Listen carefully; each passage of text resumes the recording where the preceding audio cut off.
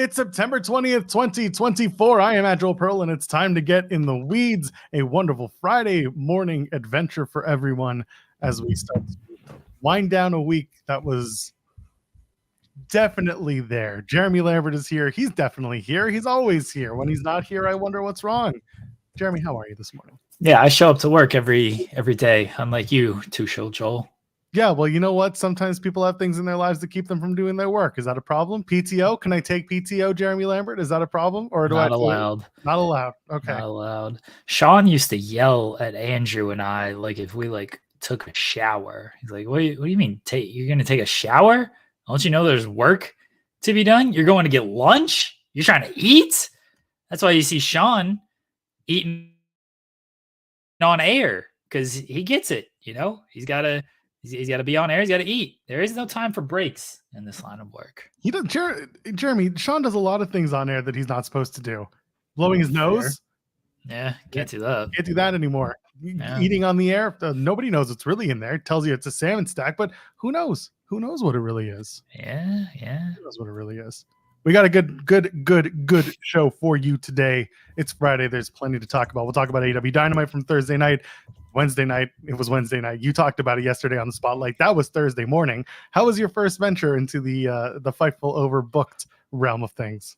It was the same show we always do. I pulled off my greatest bit of all time in keeping my acknowledgement, my one to the sky, for 32 minutes, Joel. Held this pose right here for 32 minutes. Can you hold your arm in the air for 32 minutes? That's a plank I cannot do. People are trying to make fun of me of like, oh, Jeremy needs to do bicep curls and his arms are so small. It's like, do planks every day, brother. I get it. I get that, like, there ain't definition and I ain't got these big muscles and everything. But look, planking goes a long way. Look, I know that you want to talk about planking for the next 20 minutes, but the chat's already on us. We made a promise, Jeremy. I had one little misspeaking moment on Wednesday, and he appeared. No, it's not Joe Henry, but we promised things. We delivered things. That's what this show is all about. And I said at the top of the show, we would bring him on and we would have an exclusive interview with AEW megastar, not a superstar, not a regular star, none of that star business. No, this is the mega star. This is the reason for the season in AEW. The one, the only man of the hour, man about town, man you should be talking about. Aggregators, aggregate this entire interview. I want articles, I want video clips, I want everything for our next guest, the one and only TIMECOCK MAXX COCKER joins us. Hello, good morning to you. Maxx Cock is here, baby. I'm going to hit you guys with a boner. Where did you find those boners, Max? I keep those in my pants, baby. All the boners are in my pants.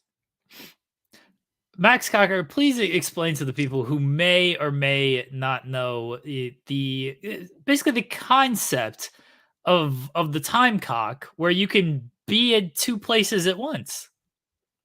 That's how it works.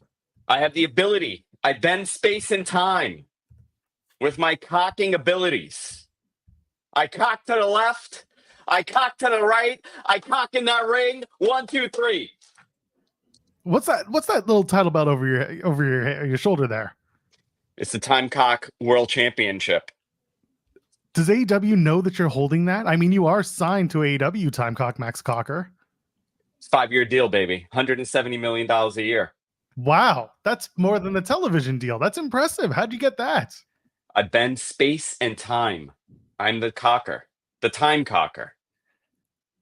How do you feel about this Blackpool Combat Club going out here? They're not Confederate soldiers trying to steal gold, but they are running roughshod on the company right now. I'm not a fan of theirs, actually. I don't like how they operate. I operate in a whole different space. They're operating current times. Do you think you could go back in time and maybe prevent them? Like, what moment would you go back in time to stop this all from happening? The moment Jim Ross is screaming, "My God, that's Jon Moxley!" I would get rid of him immediately with my time cocking abilities. Would you consider going back in time and instead of the "My God, that's Jon Moxley," go next to John and say, "And his tag team partner, John Coxley"? Jon Coxley.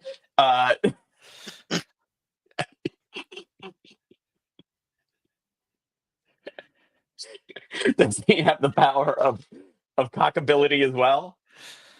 You could be his tag team partner. Instead, instead of preventing him, you might actually be on the team, the Cockpool Combat Club. I have the power of boners. He has the power of syringes. That Jon Coxley. Well, if you stick the syringe in your boner, what would happen? We've seen this before in other promotions. It bends.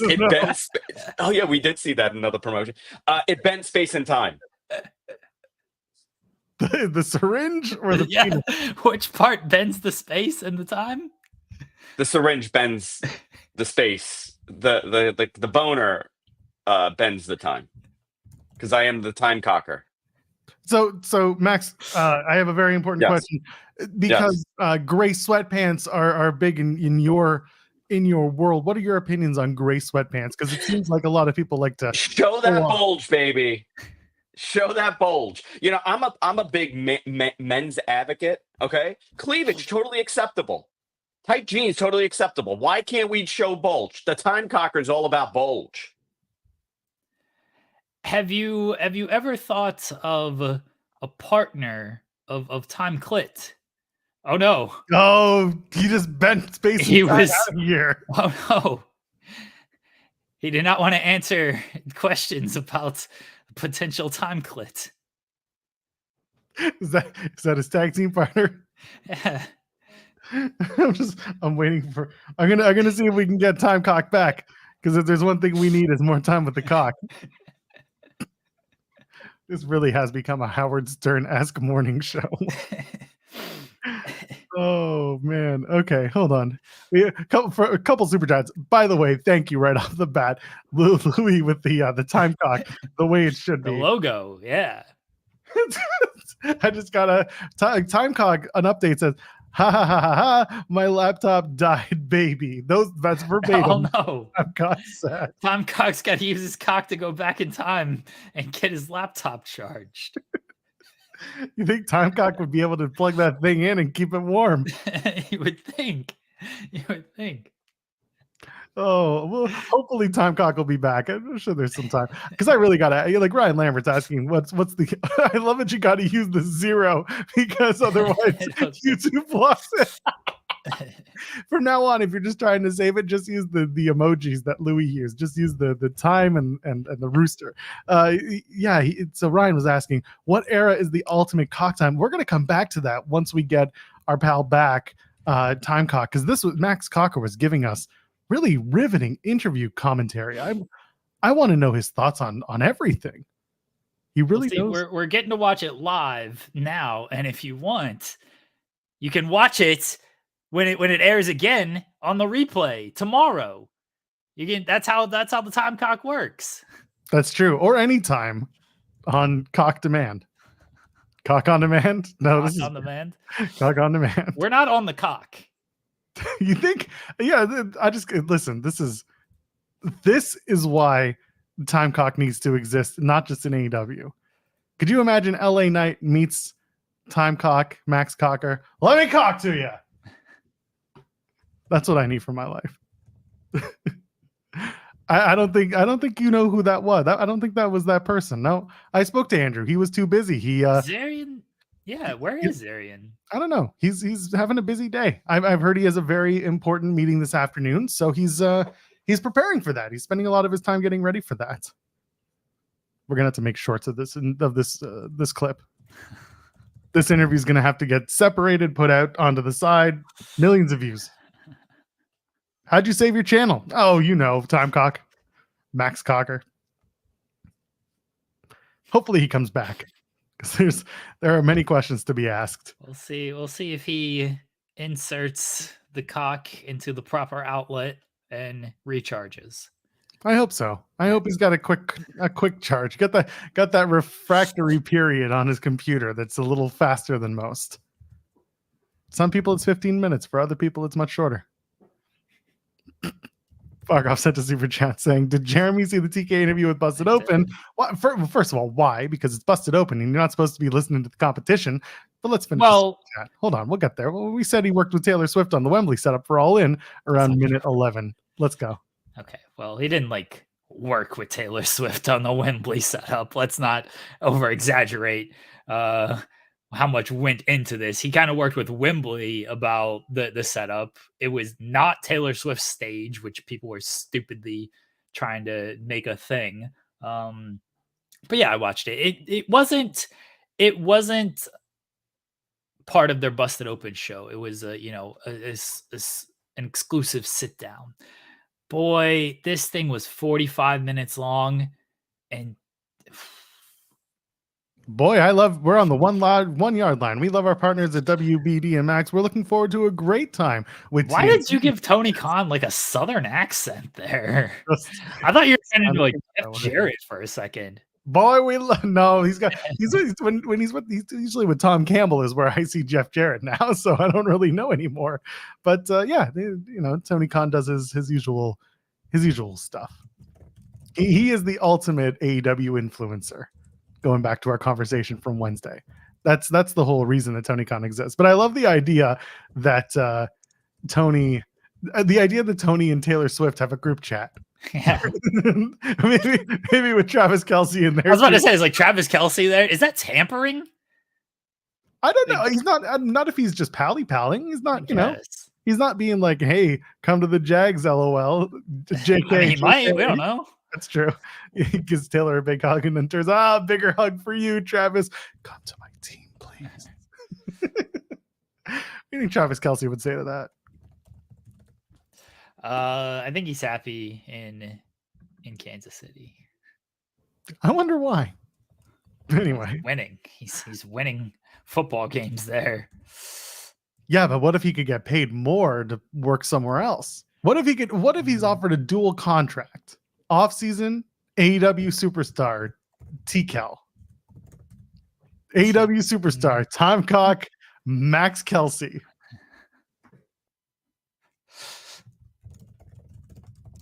I don't think we're going to be getting TIMECOCK back.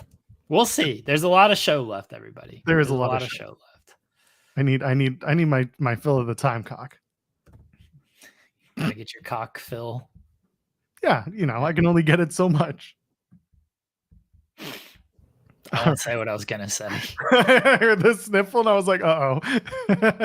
He's holding back. I won't say what I was gonna say. What's that? I said I won't say what I was gonna say. No, it's fine. Just type it in the private chat instead. No, I'm not gonna say that either. Oh no. Time's up, cock walked, says Louis. Hey, by the way, if you haven't already, just leave a thumbs up on this video because clearly the fireworks started early today. They got a little delayed. I didn't even update my headline. I'm so behind. I'm actually super behind, clearly. Wow. Like, I still have the headline from... Where are you? Oh, fuck the fireworks. Wow, 14 minutes in and we couldn't even keep you that long, Give up. You just had to pop off early. No fireworks for you this morning, but leave a thumbs up and of course subscribe to us on the channel. This is what we do Monday, Wednesdays, and Fridays, 10 a.m. Eastern. What's going on? I have a new headline now. You got it?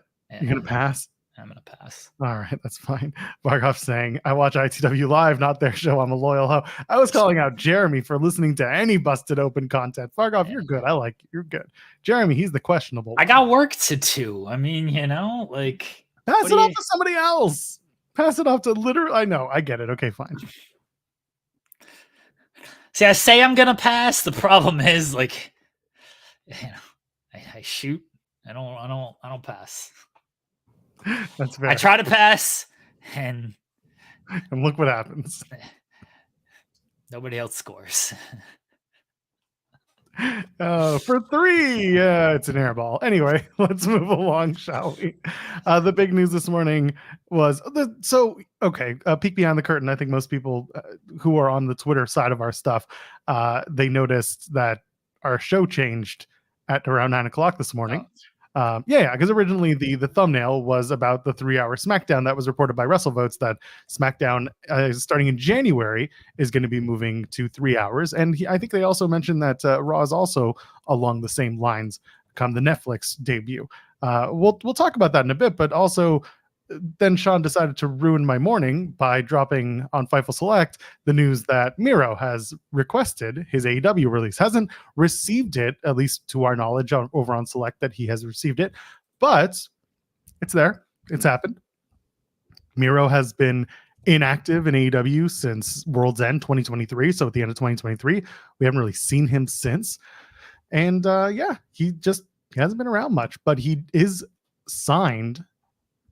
We believe until spring of 2026, because he did have an extension signed in spring 2022. It was a 4-year extension, so that would take him to 2026 if he's asked for his release. We don't know if he's had it, but your general thoughts when you saw the news break this morning? Okay, kinda. It was one of those, a lot of people are going to talk about it, but a lot of people are going to talk as if they weren't surprised to hear this. He's just been at home or going back and forth between Bulgaria. He hasn't wrestled since World's End. Like, I understand both sides the same way I understand both sides when WWE people want their release. I think you should give these people their releases if they ask for them, and if you don't have plans for them, which it seems like they don't, I just think you're not using him. So what's the harm in giving him his release? On the other side, I see, well, you signed a contract, honor your contract, and you don't get your release request. You gotta just, ride it out. That's the name of the game. But when companies can release people at any time they want, I know AEW doesn't do it as often as WWE. Then I understand the wrestler side of like, well, you can release me anytime I want. I want my release. Well, let's just go ahead and go our separate ways. Yeah, he hasn't been around. It seems like he's not. They haven't been able to get on the same page when it comes to creative. I'm sure more information about that will come out during the weeks and months that follow. But really, what else is there to do with Miro? There is a lot of talent on the roster, but what did Miro see himself as in AEW? What did AEW see Miro as a presentation of a character? He came in as this best man character. He's the best. He's the best man. He's the best. He's the best, man. And I love Kip Sabian. We've had him on the show. I had a wonderful chat with Kip. I'm glad that Kip Sabian is getting a lot of opportunity right now to work with Patriarchy and with Christian Cage and that group over on Dynamite. He's being rewarded for that. And when Miro came in, there was a possibility of him working more with a guy like Kip, who's a day one guy, and Penelope Ford, of course. There was a story there, and then injury kind of messed up that situation. And then did he come back for the Danielson match, or was that much later? He did the tournament. Yeah, he came back with that. He came back as the Redeemer. He turned on Kip, and then he was the Redeemer. The Redeemer was awesome. Like, that story ruled. And I don't know fully what the end game was. Like, he was the TNT champion, and that was a good run. And then he lost it, I believe, to Darby. And after that, it was just kind of, all right, where do you go from here? They did the series with like Hobbs and Wardlow. He was involved in that whole thing, and it just sort of fizzled. And the stuff with CJ coming in, that didn't really go anywhere and didn't make a whole lot of sense. And then he briefly lost it to Darby and then lost it to Sammy. Thank you. Sorry. So he did lose it to Darby. I was correct about that, right? He beat Darby He beat Darby, and then Sammy beat Miro. Okay, sorry. This was the and I agree with you that TNT title run was the best, because that was the Maggie's title run. Our Maggie from Go. Yeah. who called out the belt, the way that it was created, the way that it was looking, and then the amount of title defenses he would have. She told the whole story for everyone and literally got it right from soup to nuts. So that's what kind of made it more fun and special for us, was seeing that she got everything on that. Yes. Yeah. Okay. So apologies of my timeline. My memories got awful, and I did not pull it up in front of me like I should have. That's my bad. But yeah, there was a good title run, and like the promos were good. It didn't go anywhere. It was he was speaking to God, and we all thought God was CJ, or maybe not CJ, but then CJ came in and was against him and then aligned with him at the end, but then they were both off television after World's End anyway. All three of them were, and then Andrade obviously went back to WWE. And I don't know what Miro thought for himself. I think there was an opportunity there when he was the TNT champion after losing it to maybe elevate him up, but I don't, it takes two to kind of be on that same page. Maybe he thought he should have been elevated higher than they want it to be, and then they obviously didn't go to that level with him.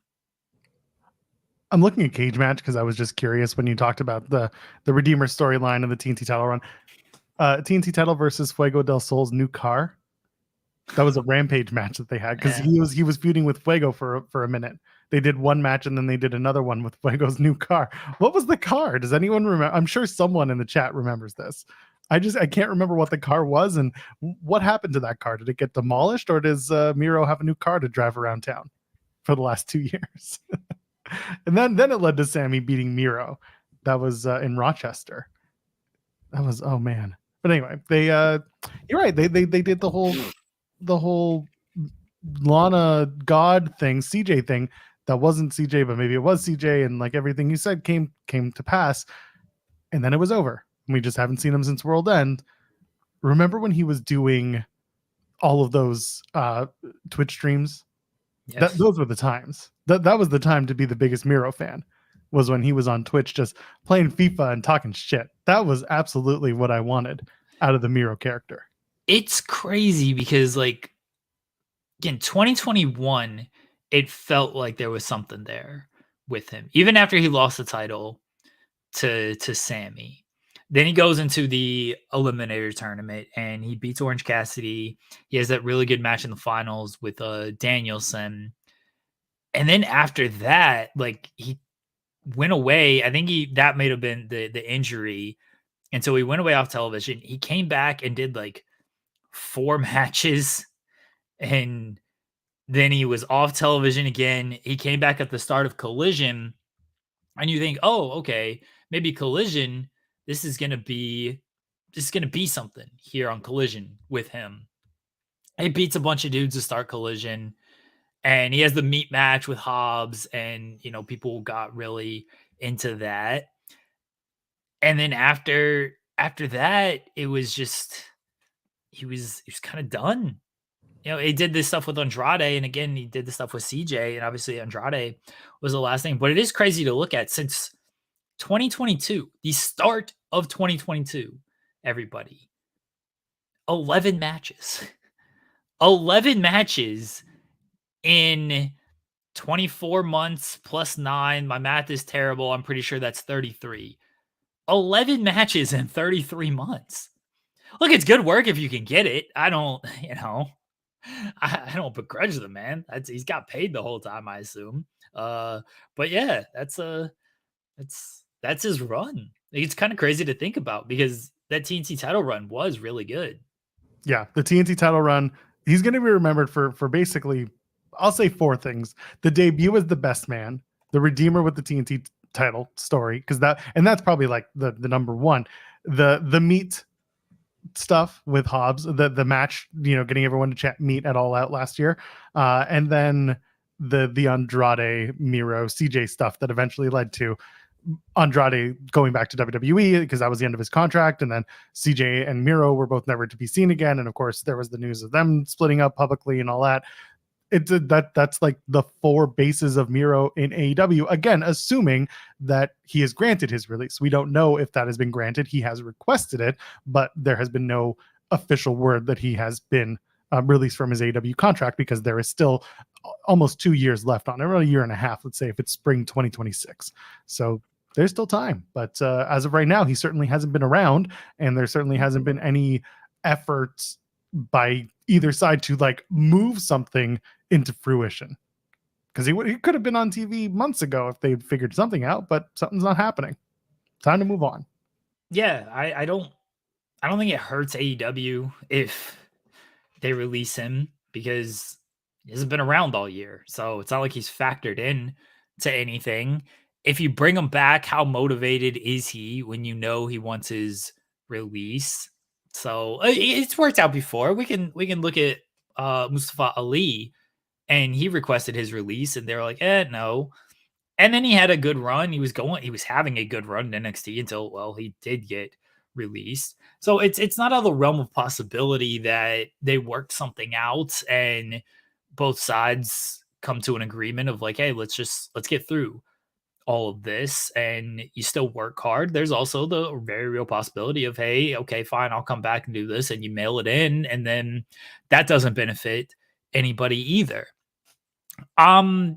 Usually leaning on the side of, if a wrestler wants the release, just go ahead and give it to them, especially if they haven't been on television and you don't seem to have any real plans for them. If they want the release and you can work something out to where, hey, you know what, we actually have some great plans for you, then try to work something out. But if you can't do that, just go ahead and grant him his release. Yeah, and then the question becomes, does he have a non-compete attached to it? Not everyone does. I mean, Punk famously said he didn't, and then took a few months off and did whatever. You've got just whoever's getting released, they don't necessarily have those non-competes in AEW, whereas with WWE, release usually comes with a 90-day pay. So yeah, we'll see where Miro ends up. One idea that the chat just kind of had that I like is the idea of him, if he goes back to WWE, let's say Miro gets his release today and can turn around and sign with WWE. Well, tonight he could show up on SmackDown and attack Andrade and LA Knight, and then we're just back to it. The best idea would be, I don't know when, it'd have to be next year, but John Cena comes out. And John Cena's waving the American flag, and then Miro comes out and he's got the Bulgarian flag, and we do Miro, John Cena, or Rusev, John Cena flag match rematch. We need it. The people need the flag match rematch. And the Tank comes back. Oh, yeah. I'm not going to say the next thing that comes to my mind when I think about Rusev and Tanks. Them banging in it. Yeah, but I don't know who he's going to be banging in the Tank. As long as it's consensual. As long as it's consensual and everyone's okay with it. Well, everyone who needs to be okay with it is okay with it. Then you go ahead and do it. Oh, man. Could you imagine Flag Match 2, Electric Boogaloo? You should block that flag match from your memory, Barkov. It wasn't. Yeah, it wasn't all like this. Was that Battleground? Was that 2018 or 2016? I can't remember the year because I can't. But it was Battleground. I'm fairly certain. Definitely Battleground, because I remember everyone had the stupid flags. Yeah. That was the whole promotional material. Was everyone had their fucking flags. I gotta look this up now because it's gonna bug me if I don't. Against John Cena. Where's the flag match? Where's my flag match? There it is. Battleground 2017. There you go. That went 20 minutes, and they were in Philadelphia for that. Yeah. 20 minutes. Everybody go back and watch the flag match. It's not worth your time, actually. No, it's not. Get the WWE YouTube version, what I'm sure is like 2.5 minutes, and it's just the last 2.5 minutes. That's it. Maybe Rusev's new gimmick should be TIMECOCK. He'd kill that gimmick, honestly. He would. Yeah, he's funny. He's a funny dude. He is a funny dude. That's why he should come back to WWE and just say, "My name is Rusev, and I am the best wrestler." Because And he just calls SmackDown like we're the best wrestle or we're the best entertain. Nah, he should do what we're the best wrestle. Do you think they don't have a trademark on that? Which is They definitely weird. don't, eh? Yeah. They just say it. Someone's got to Yeah. come around and swoop that up. I mean, it's kind of silly that they wouldn't. It's not in the system anyway. I don't know, but yeah, they don't have a trademark on where the best wrestle. So My name is Rusev, and I am a sicko. Rusev's whole gimmick is just an AEW bit. He's the AEW influencer. And He's the guy that we're paying to do AEW PR. 1.5 million people watching the show. Go watch Dynamite. Yeah, Jericho's going to be the one to trademark the sickos and we're the best wrestle. his finish is going to be called the Big Bang because that's the only way they're doing numbers. It's the only way they're winning is because of the Big Bang. That's the Andrade, shot. you and I will have a collision. And it will be Dynamite. And then I'll go on a rampage. My return has sent shockwaves through the world of wrestling. Oh, this man. gimmick would completely suck and like not get over to the mass audience, but to like pop certain people and to certainly piss off certain people, it'd be hilarious to watch play out. Absolutely hilarious. They call me TBS, the Bulgarian show.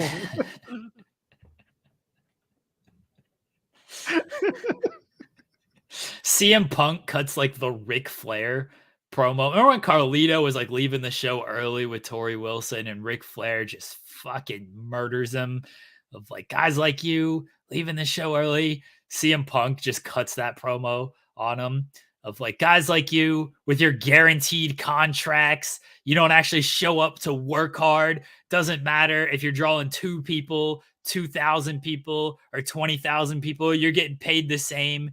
You're not actually coming here, putting in your ideas, putting in your input. Just coming, playing your video games. You're not running a fucking business. You can say fucking on Netflix. You're not here to run a fucking business. You're just here to take a bunch of money from this money mark over here. This Punk just scathing promo on him. Amazing. They call me All Elite Miro. And it's the AEW logo, but he flipped the W into an M. W. Yeah, I got it.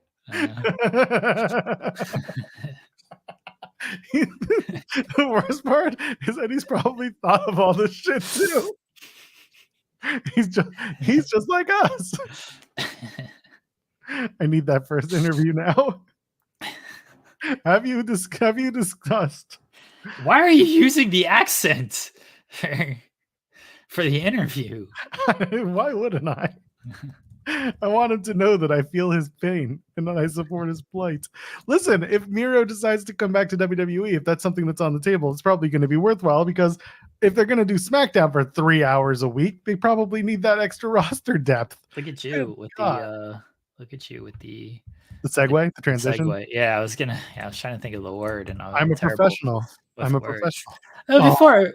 Hold on. This is it. I see. Yeah. Yeah. Alexis King and Rusev team. Jesus. That's the one that I need. Jesus.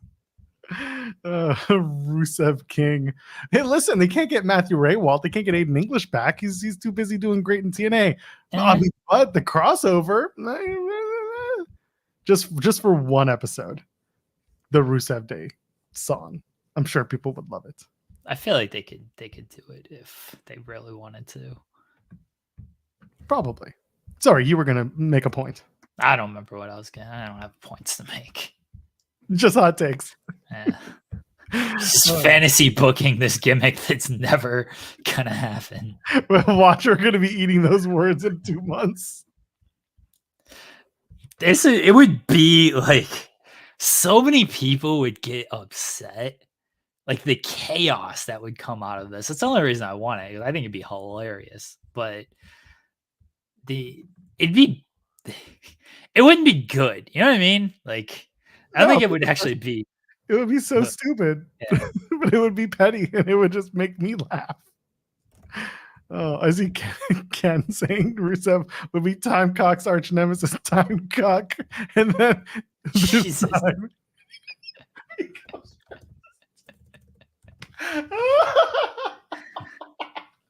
We are a bunch of school children. Timecock? I feel like he's sick because like Rusev was, or sorry, Miro was the one being cucked in AEW, wasn't he? I mean, Rusev kind of too with the Lashley stuff and the Dolph Ziggler stuff. Like, oh, Doc Ziggler. fuck.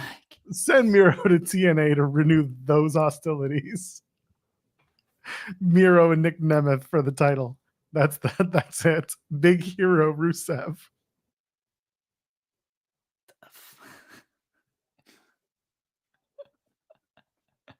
Who could play? Who's playing Timecock? Is he Timecock? Yes. Okay. Rusev is Timecock. Oh, what if? Hold on. So Miro is Timecock, and Rusev is Timecock. He plays himself. They got the technology to do this. They did this with Elias. This is Karate Man all over again. Sure, use the more seen version. I don't care. I'll use my TNA shit. They could pull this off, but it's just AEW references. It's how AEW fucked them for 4 years.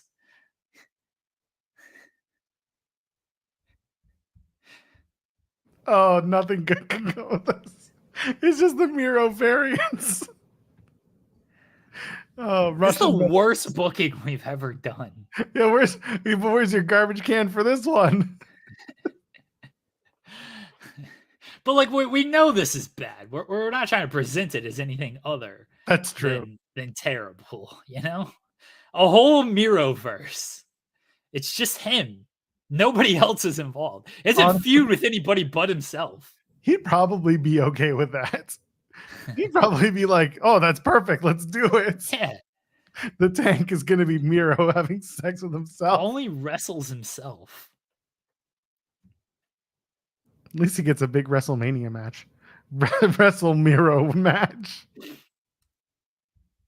Miro Mania. This sounds awful. It would be so good. All right. Have we sufficiently figured out the Miro situation? I mean, we've done something with it. What we've done is, not great. Now, okay. There is also some reporting that went around that Lucha Bros are signed officially to WWE and that they're main roster bound. So that was some reporting that came up. Regardless of that, we've been talking about this for a while, and the idea of Lucha Bros going to main roster, that's one thing. Do you have Miro cross paths with the Lucha Bros and just be like, "Oh, it's good to see you here. Fancy meeting you here." Or they do just like Cody. It's Cody and the Avengers. Everyone that Cody knows from AEW just gets back together. Sean Spears, Lexus King, Miro, Lucha Bros. Who else can come over? Andrade. Paige supposed to be there. Jade. Well, with our version of Miro, yes, you have to do this. If they don't do this with Miro, which I assume they won't, then no, it'd be stupid to just sort of do that little thing. Because it's not like he was with Lucha Bros in AEW or anything. That wasn't a thing. So no, you don't need to like force that or anything. But with our version of Miro, yes, you have to do this. You gotta do the whole crossing pass with all these people. That's the only people Miro should interact with. It's just people from AEW. He doesn't interact with anybody else in WWE. Like, they gotta run when they see Miro. He starts walking by, and like Sheamus, like they're good friends. Sheamus and Miro are like friends. And like Sheamus sees Miro, and then Sheamus just disappears. We don't know what happens to Sheamus. But if you get within 20 feet of Miro and you were not with AEW, you just disappear. Do that with your production shit, or WWE. Death Rusev triangle. Rusev death triangle. Oh. That would be fun. It's the Red Ring of Death. He's a big gamer. Xbox Yes, he fan. is. It's yeah. If you're WWE adjacent or talent, you get Red Ringed of Death when you're around Russo. If you were part of AEW, like it works. Like you're okay. You're okay to be around Rusev. I think I'm okay with this idea. Now we're getting good ideas from Ryan Lambert because I need Death Circle Jerk. He just keeps coming back to Cody, but like this is why Cody has to stay in the bloodline. He's like, none of these people are in AEW. This works. I don't have to be around Rusev. And Rusev, that's his whole goal. That's his whole goal is he's trying to get to Cody. And Cody is always around the bloodline people. So Rusev can't do it. He can't get to Cody because he's around the bloodline. Man's just protecting himself. He knows how to protect his gimmick. Good for him. Rusev's like, I need to take notes. I need to be the best man. If there becomes too much of the WWE people, then Rusev has to disappear, you know? Like if he's just walking by one WWE person, Sheamus's pool might be too big because Sheamus has been there for a while, former champion, all this stuff. If he's walking around, like, let's say who were Johnny Gargano. No offense to Johnny Gargano, but he's only won titles in NXT. I guess he's won the tag team titles, but he's not a former world champion or anything. So Johnny Gargano disappears when he's around Rusev. But like Roman's not disappearing around Rusev. Rusev gets washed out. There's a hierarchy. You got to create like the hierarchy of who Rusev can red ring and who Rusev gets red ringed by. What was the name of their stupid gimmick in WWE? Rusev and Sheamus and Wade Barrett. Oh, the greatest stable What were they called? of all time. It's like the United Nations, but they weren't called that. The League of Nations? The Isn't that it? League Yeah. of Nations. The League of Nations. That fucking rolled.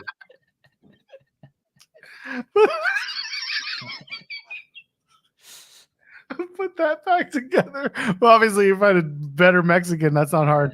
But like, oh god, that's what it is.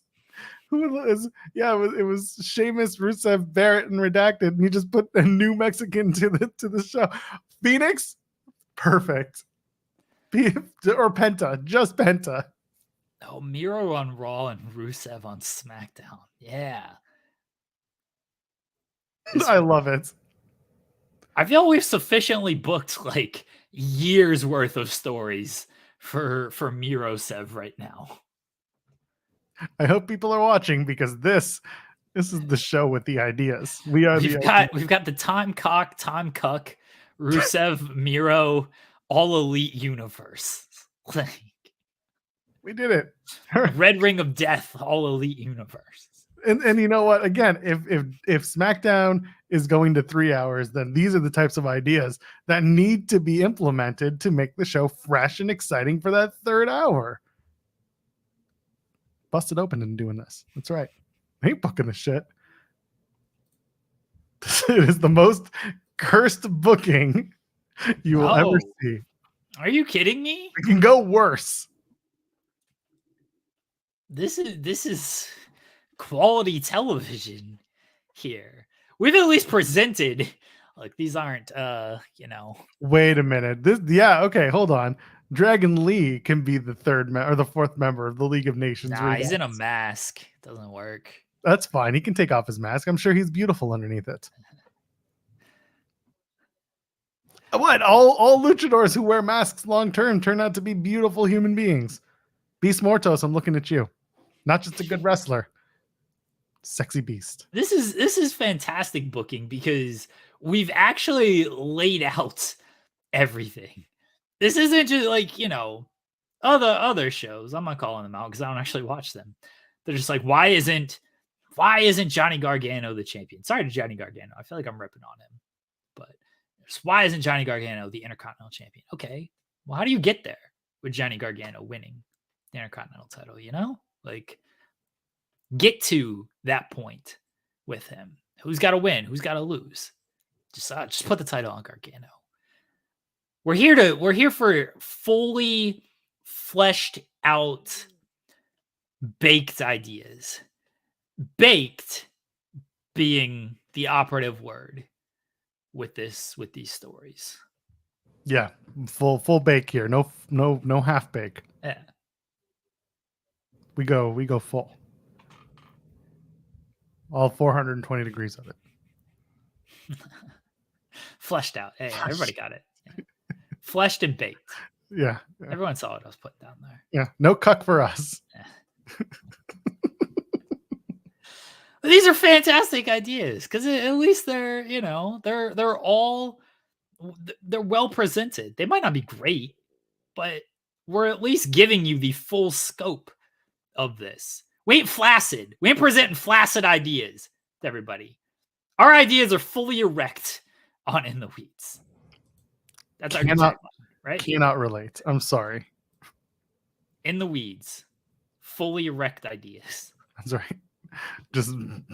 We're just free balling out there. No flaccid ideas. No flaccid ideas. We should get a flask and it says no flaccid ideas with our name, with our logo on it. What is our logo? Couldn't tell you. It's the one that I kind of made. So to answer this long question, because I don't think that TIMECOCK is coming back, at least not for this interview. We'll get him again. I'm sure we'll have him go back in time and use the space-time continuum to come back to us. Space Cock, what era is the ultimate cock time? It's Rusev time. That's the ultimate cock time. What era? The Rusev cock era. It's like the Fox era, but it's the Cox era. They could do some amazing things with this. Amazing. I look forward to it. All right. Where do we go? Apologies to Johnny Gargano. I don't know why I'm taking shots at Gargano. I love Johnny Gargano. I think it's because he's a Cleveland guy. And yeah, we're supposed to stick together. So like that's bad on me. But you work with you work with the guy who's a big Cincinnati Bengals fan. Yeah, but he hates Johnny Gargano for his football takes. You know. Just admit it. You don't hate Gargano. You hate his baby. You hate his. Oh, that sounds terrible. Well, here we are. We're doing terrible everything today. Gargano's baby. One, just admit it. You're jealous of Quill. Quill gets access. He gets all the access to that great streaming room that Johnny set up with all those Funko Pops. You want to be the heir to those Funko Pops, not Johnny Quill. Gargano got mad at a headline that I wrote one time. That is accurate. However, things are better now. So now you can just make fun of him all you want. What's he going to do? Come after you again? Nah, I think Gargano. I said Gargano and Gargano. Mark Giordano? I think Gargano is fantastic. We bonded over that headline that I wrote. We all need more fun in this wrestling sphere. And we just spent the first 50 minutes of this show giving you that. What the hell just happened? I couldn't tell you. Go back and watch the rest of it. Listen, if you're listening in audio, you're welcome, and I'm sorry. Yeah. 3 hour Raw, 3 hour SmackDown. We should probably talk about that for a minute. TIMECOCK. TIMECOCK would be on Peacock. It has to be on Peacock. Yeah. Streaming. It could be on Max. It could be on Max Cock. I mean, that's his name. That's his name. The whole network's named after him. Max Cocker. Like cocking, like a CAULK, or what are we doing here? Oh, Cocker. Oh no, what did Dax tweet? Oh, did it end in I love AEW? Was it in response to my headline? That's why I'm like very no, it's AEW fans, ex WWE fans, or as I call them, wrestling fans. JD from New York is a dumbass, and it's the Outrunners doing it. I see it. Yeah, who cares? We can move on. Gotta love how FTR are big Outrunners guys now that they're big. Oh, what is this? I just saw the Max Cocker signing. Oh yeah, it rules. Rules. Thank you very much. Oh man, Rare beast. Thank you. You're the best. I know you're here. I know you're always lurking. Oh yeah, no wrestling talk. Well, we gave you a little bit. Who could possibly care about wrestling? How else will we get 3 hours of wrestling talk if we don't go to 3 hours for the shows? We're getting to a point where like I'm gonna have to go back and watch the 3rd hour of Raw on Tuesdays and the 3rd hour of SmackDown on Monday mornings. I don't like this, Jeremy. Wrestling could go back to being 3 hours twice a week, with maybe Dynamite going a 3rd hour if they wanted that. And I don't want that either. It's a lot of 3-hour wrestling shows that I don't think need to exist. But like I said, WrestleBoats had a thing in their radio portion that SmackDown is reportedly going to 3 hours in the new year. Netflix also hoping Raw goes 3 hours. That doesn't really surprise us. We kind of made the case for having more fluid end times for WWE Raw on Netflix when they get to that. And I hope they take advantage of that. But if it's a 3-hour show on USA, can't say I'm a big fan. Why?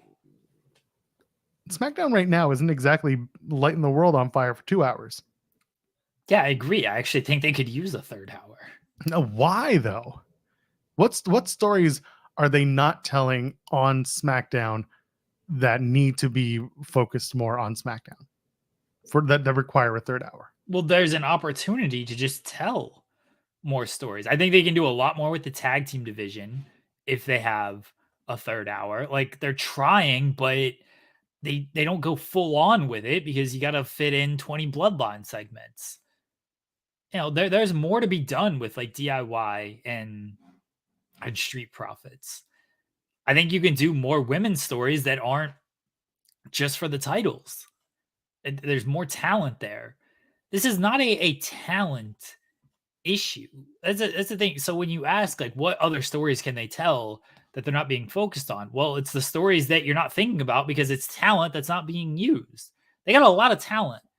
It's when we had the conversation, I think it was just earlier this week, about Raw and it going possibly back to 2 hours. We both kind of agreed that Raw's been fine to even good to even great as a 3-hour show with Triple H. And it's because it allows stuff to breathe. It allows more talent to get on the show. It allows more stuff to be focused on. And we both kind of agreed SmackDown has been kind of the skippable show because it doesn't feel like a whole lot happens. Well, you give a 3rd hour, you can allow for more things to happen. So I don't mind the 3-hour stuff as much as it seems like everyone else does. The one thing that Raw has an advantage of as a 3-hour show is they have the roster for it, right? Whenever they would do the drafts, Raw got more than SmackDown would. SmackDown has a roster that feels pretty thin right now. It is on them to then tell the stories to make a 3rd hour more viable, but looking at who's here and who's actively on the show, like there isn't much. Sure, but this is not, let's not act like they can't just move people to from NXT and put them on SmackDown and fill out the rest of the roster. Let's not act like they can't move people from Raw and put them on SmackDown to fill out. This is not a roster issue. Just because the SmackDown roster feels bare right now, I think that's a product of them only doing 2 hours and them only utilizing certain people. Not an issue of like, oh, well, the roster's thin. They got a large roster when you look at the overall scope of WWE. I think the genuine concern here, and you kind of touched on it from the other side, was right now SmackDown is very much the Bloodline show. You have your Bloodline segments and they anchor down the show. What's going to stop creative from putting more Bloodline into the show? And that is that when your stars, those stars are the ones that are producing when it comes to the content in ring that gets ratings. Again, do you continue with that hot hand investment and therefore maybe overplay them, or do you spend the time hopefully investing in other talent that are on the roster? And that's what I'm hoping for. I get it. But for me right now, unless things really drastically change with the storytelling on SmackDown, a 3rd hour to me is just not fun. They haven't made, like, Raw has been better, but we've also been conditioned to that 3rd hour, and it's hasn't been good until recently. So I don't know if adding a third hour to SmackDown is going to really help that quickly. It's not going to make things great that quickly. It's going to take some time to get used to. I don't know. I just don't know. Looking at this roster right now, there's no one's really like, you got to put this person on and start showcasing them more, other than maybe Shinsuke. AJ Styles hasn't come back. Yeah. Like I don't think this is a roster issue. They've got the people. Again, you can take from NXT. You can very easily take from NXT. There's guys in NXT who have kind of just run their course, and you can put them. You can put them there. Look at Tony D'Angelo and the family. I don't know what else they're supposed to be doing in NXT. I know he's got this match against Obafemi. They're going to win. I mean, he might. He's going to win the North American Championship and send Obafemi either up to SmackDown, which would be fine, or keep them both there. It feels like you can easily call him up and see what you got there. You can move people from Raw over to SmackDown. This is not a roster issue. So I'm not going to give them the excuse of like, oh, well, who's going to fill out the rest of this show? You've got the guys, whether they're in NXT, whether they're not being utilized on SmackDown, whether they're not getting enough time on Raw. You've got the guys to fill out a third hour. Now, do they do it well? That's a different question. But I think they've done well enough with Raw to where I'm willing to give them a little bit of grace here of like, all right, let's see what a third hour of SmackDown looks like. Now, I'll give the other side of this because it seems like everybody's complaining about this third hour of SmackDown. Which is hilarious because we praised the 2 hours of Raw. We did what? Well, it was the whole like creators are happy that Raw's going to 2 hours because we get less time to work. And now it's like we're adding a third hour of Raw. And we're like, damn it, we just passed it over. See, that's what it seems to come down to. And I don't want to be that guy because I don't think it's fair to the overall product of like, oh gosh, now I got to watch more wrestling, everything. It's like, I don't mind. Like, yeah, it makes for long nights, but like I'm watching these shows anyway. I'm watching Rampage anyway. So I'm already working 3 hours on a Friday night. What's this third hour for SmackDown gonna hurt me? It's the same shit. I'm already there watching Rampage. Now I just got to watch an extra hour of WWE. Okay, fine. I do think a lot of creators will get upset over, oh God, it's another hour of wrestling that I have to cover and watch and stuff. I guess I'm just in a different boat of it doesn't bother me if there's more wrestling. There's a ton of wrestling, but I'm not someone who's bothered like, oh man, as long as it's good.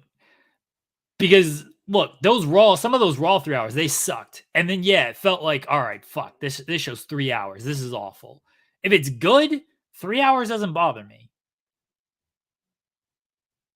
I think that's kind of where we're at, though. There was a long time where 3 hours of Raw was a slog. And only recently, in the last year, has maybe even 2 years, has a 3 hour Raw become good. Something that you can actually sit down and watch, and the time flies by more than, it used to. So the feeling maybe is that if SmackDown continues the way that it has been, where it's felt largely missable, except for the Bloodline story, where you could essentially watch SmackDown in 30 minutes if you're just skimming through it, adding that third hour, if nothing has changed, that's where people are kind of at. It's like, what are we doing this for?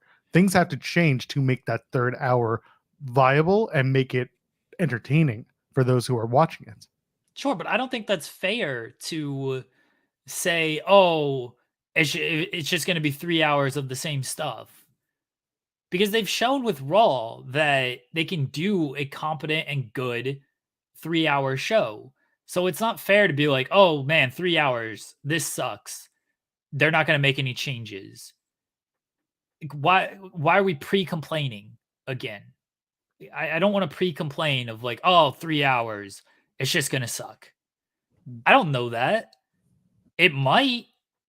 But again, I feel they've done a good job with 3 hours of Raw to where I think they can do a good job with 3 hours of SmackDown.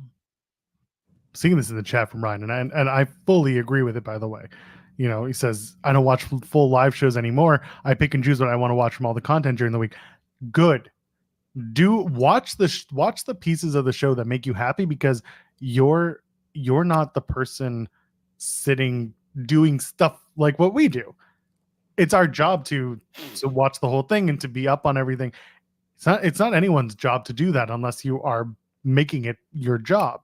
I don't think any wrestling fan needs to watch everything. I think a lot of wrestling fans would be happier watching the things that they like and not needing to complain about everything for discourse. That's why my Twitter's locked down, among multiple other reasons. Do watch what you want. I think the conversation really does come down to the people who are either watching everything because they think they have to watch everything to stay up to it, through it, or they're just looking for an excuse. That is fair.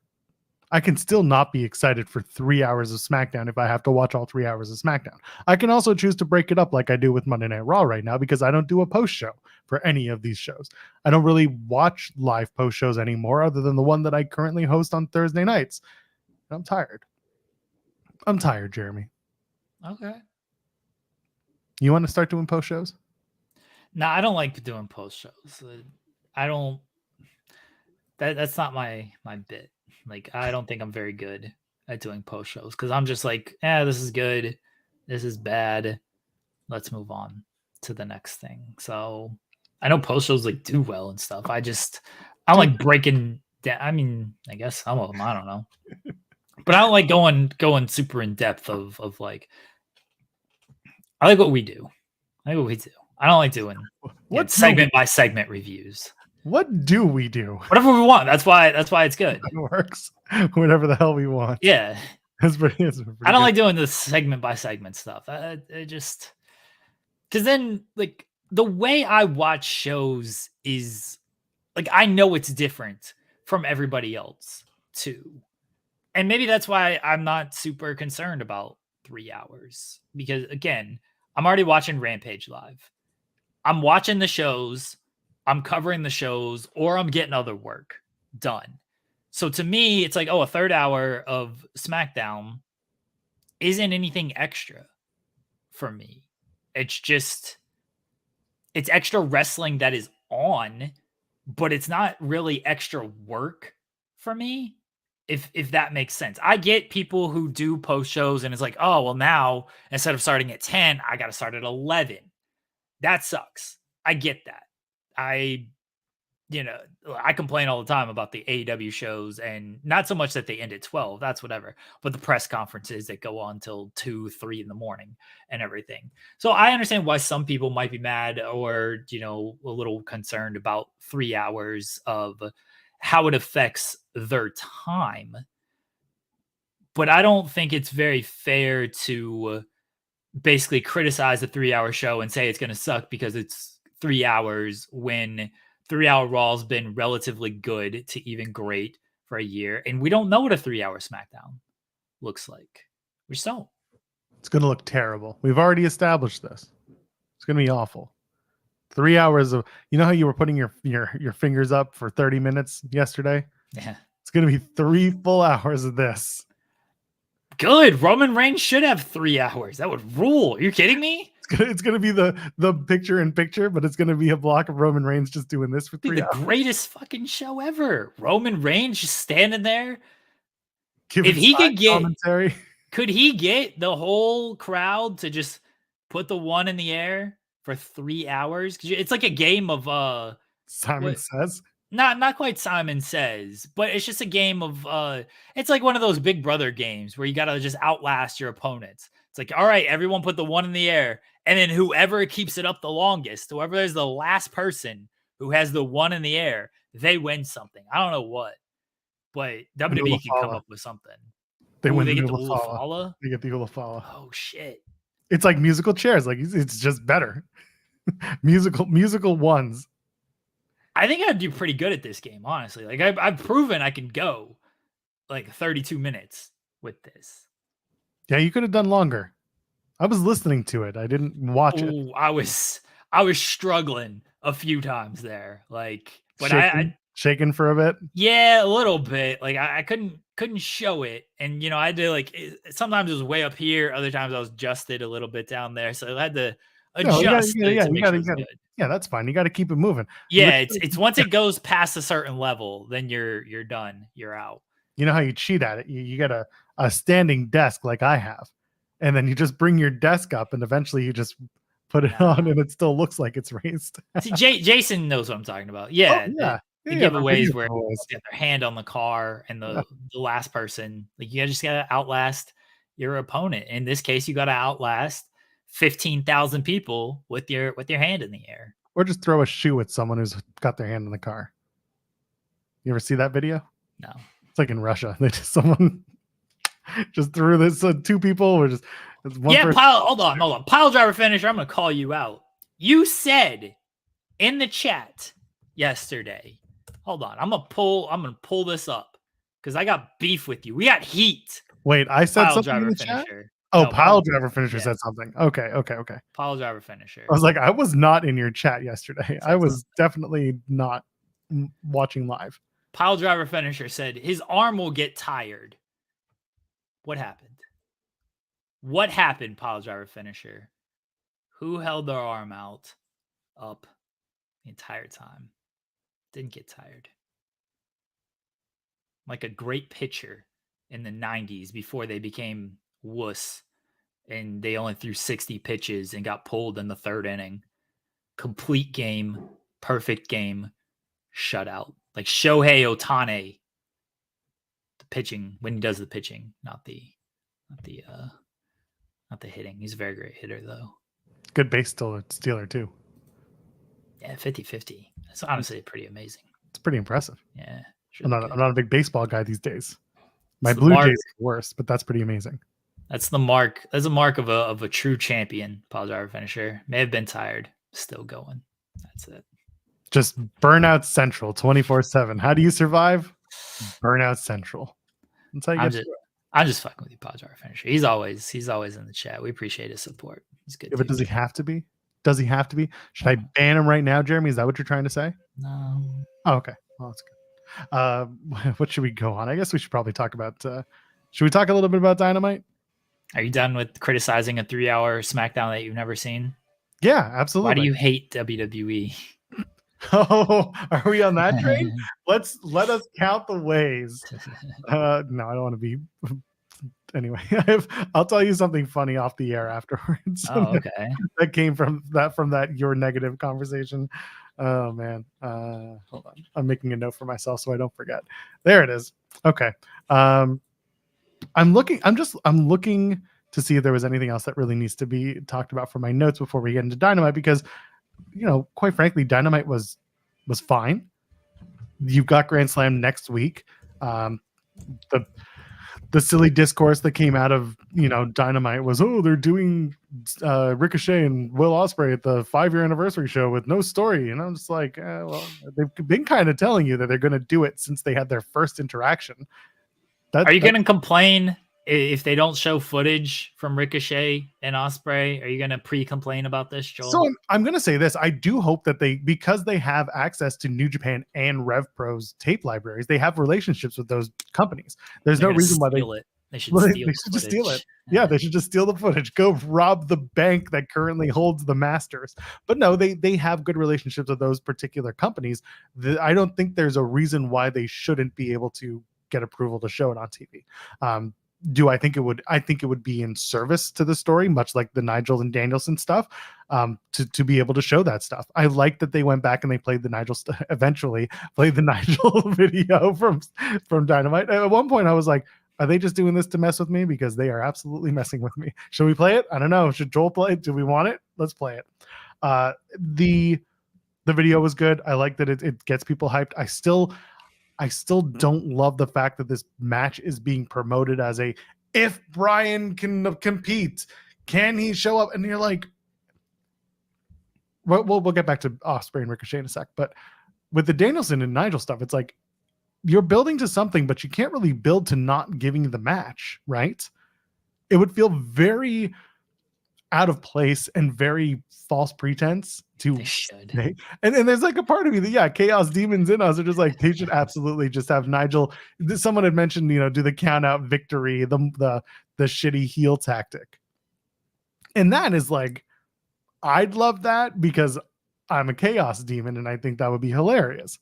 But also I would be annoyed because if I were in the crowd and I had a ticket and I paid for this, I'd be like, what are we doing? What just happened? It would be silly. And like Jason saying in the chat, don't announce he's cleared on Collision. At this point, you kind of have to just go through to Wednesday with the question mark. That's just how the drama has to play out, because at this point, the drama is there and they're hitting it home every single time that they promote the match. Tony's kayfabing it in interviews as well. So this is clearly the high drama that they're trying to create, but like there's no other way to tell the story unless like, it's like Nigel's the winner by forfeit, or they really, really tease it out where they get to 9 out of 10 and then the music hits and the final countdown and then the place erupts and they do the match. Like this has to end in a match. Like there has, or at least some sort of fight between the two, because otherwise you can't set this match up and not deliver something out of it that's not a Bryan Danielson appearance.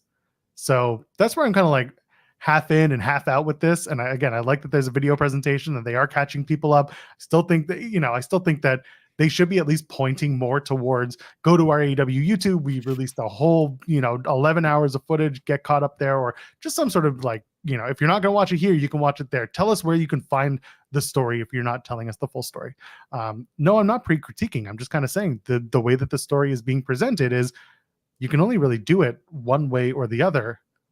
And the other, in the Bryan doesn't show up story, would not make fans very happy who paid for a ticket for the event.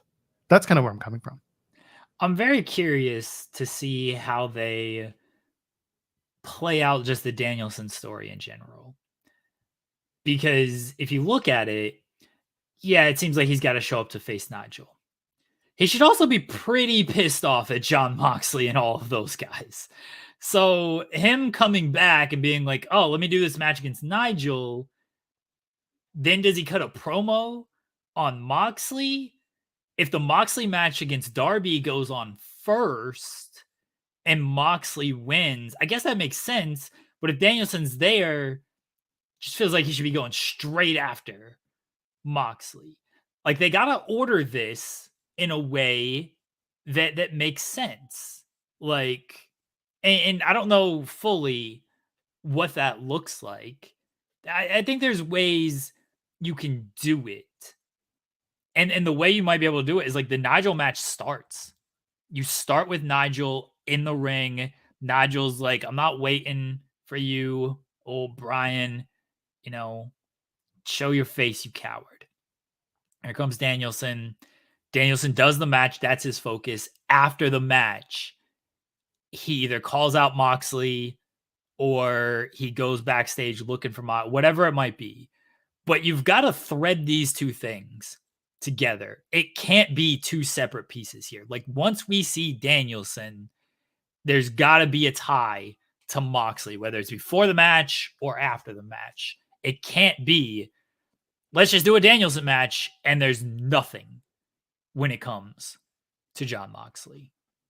Even in the trios match, that's inevitable, right? You've got Wheeler Yuta, who's playing depressed and confused with himself kind of character right now, which I'm enjoying in a lot of different ways because it's different and it's a little bit real, and I appreciate that. He should be distraught. I love how he showed up for 5 minutes. He's like, oh shit, that Orange Cassidy Chris Jericho match, I'm out of here. I get it. He's all of us. But forgets his title belt, forgets his boots, forgets that the match is at Grand Slam and he says it's at Wrestle Dream. He misspeaks. And even that in the moment, I was just like, they got me. I'll put it like that. They got me. And then I had to be like, okay, no, he's playing up the role where like he's depressed and he's just in his own hole and he doesn't remember things, and that's fine. Now Yuta's going to have a match on Dynamite with his tag team partners who all turned on him. And who does he want to be? Is he going to keep them together and screw with them by winning matches and forcing them to be together? Or is he just going to give it up and just peace out? and I don't think that's what it is. I think the story is more likely that like this is going to keep going in one of two ways. Either Yuta's going to get and he should get the jump on both of them by keeping them working together and just being like overly enthusiastic to defend the titles and not be anywhere else near them. Because otherwise, like, what's the story? They're going to make Yuta feel like a bitch in his own stable. And they've already done that for the last year and a half, 2 years. So something's got to change in the presentation. And right now his promos are doing that. So I'm curious as to how you play out the trios tag titles. And I don't think they should lose them on Wednesday at Grand Slam. They should keep them. And that's also where you've got to thread the Danielson story. Exactly. It's not only just Moxley who's facing Darby, it's Yuta who has been distraught over this whole thing, and it's Claudio who also turned on Danielson, and they're going to be wrestling. So how do you thread the Danielson story into that? I think either Danielson's got to be on first, and then you tell it the rest of the night, or he's got to be on last, and he beats Nigel, and then he gets confronted by Moxley and everybody else. I think that's the only real ways you can do it. You can't put him on like middle of the show and figure out how to do it. You either tell it first and then play it out the rest of the night, which I think is a good hook for people, or you tell it last and then you're not worried about what happens in the beforehand because the drama is Danielson going to show up? I think if you tell it first, though, the tough part of that is then the Darby and Mox stuff, because then it says Danielson was cleared. So why isn't Darby getting his title shot that, he should have had? Why isn't Darby? I guess he still just wants to face Mox. Fine. But you've got to probably do a little bit of a segment there of Danielson and Darby, or I don't think Tony Khan needs to get involved in any of this. Please don't. Please no. No, you got to maybe do something with Danielson and Darby to kind of make a little bit more sense. Because if Danielson is, he's cleared. All right, well, if he's cleared and he's cleared 5 minutes into the show, why doesn't Darby just get his title shot that he earned? I understand he wants to face Jon Moxley. He can win the title and then face Jon Moxley. Jon Moxley, just because he's upset at him, he should want the title more than he should want to face Jon Moxley. Maybe he doesn't. Maybe he's like, fuck, I don't care if Danielson's back. I respect that, man. He just faced Nigel. I just want to, I want to beat Jon Moxley's ass. Then I'll face you when you're healthy in 2 weeks at Wrestle Dream. And maybe that's all you got to do. But you still got to piece stuff together depending on when you put Danielson on the show. Yeah, like Gratz kind of pointing out, this is the kind of angle that makes it tough on the AEW Has No Stories crowd. You guys have made that clear today, and I don't think that crowd was always dumb. Yeah, that we've never presented our arguments as, or even our comments as, there's no story. It's always been sometimes the story just kind of got misplaced or the threads aren't being followed. Just sometimes the storytelling is what is getting in the way of the story itself. It's not that there are no stories. I think the people who flat out say no stories are not watching the show, or at least not paying attention to anything. It's bad faith. Yeah, that is a bad faith argument. You're right. Instead, the way that we present our conversation is typically like, why is this happening? Or why is that happening? The Fletcher and Ospreay story, I'll speak for myself, as much as I don't enjoy the idea that Will Ospreay, who was the international champion, is going after the tag titles, it makes perfect sense that Kyle Fletcher, who was a tag team guy in a very successful tag team, doesn't have his tag team partner, but does have Will Ospreay, who's very successful in AEW. And Will's character in AEW is that he can't say no because he's such a likable human being and he wants to be a good guy, that he says yes to his friend and his former stablemate, and he's doing something for Don Callis. Like, it all makes sense, but it doesn't change the fact that I don't give a shit about the international champion going for the tag titles, unless this leads to the return of Mark Davis and we start getting to those. And yeah, I think Piledriver Finisher says it right. Sometimes it's just the layout of the story, whether that's they've started on point B and had to go back to point A to get to point C. Sometimes it's just the storytelling is muddied. And it makes sense the more you think Sometimes about the it. story sucks. And sometimes the story does just suck. There This was goes for both companies, by the way. Like 100%. sometimes the story sucks. There might be a story there. You read a book.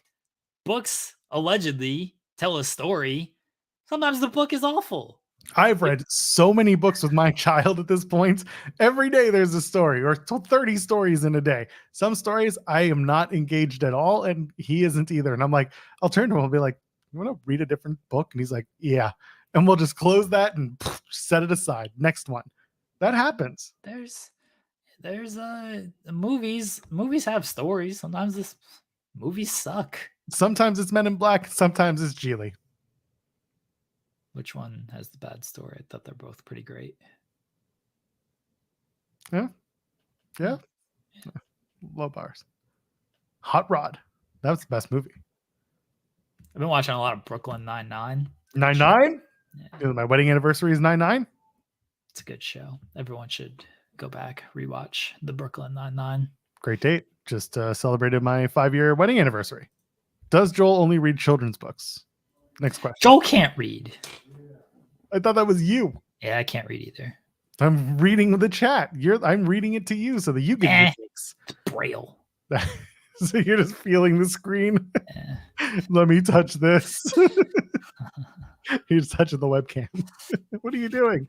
No, but so Dynamite, we go back to people started the whole like, oh, there's no build to the Ospreay Ricochet storyline, and they did a pretty good job of the champion telling the challenger, yeah, we faced each other and we had hot matches back in the day, but we've both changed. We've both done things in our careers. We've gone places.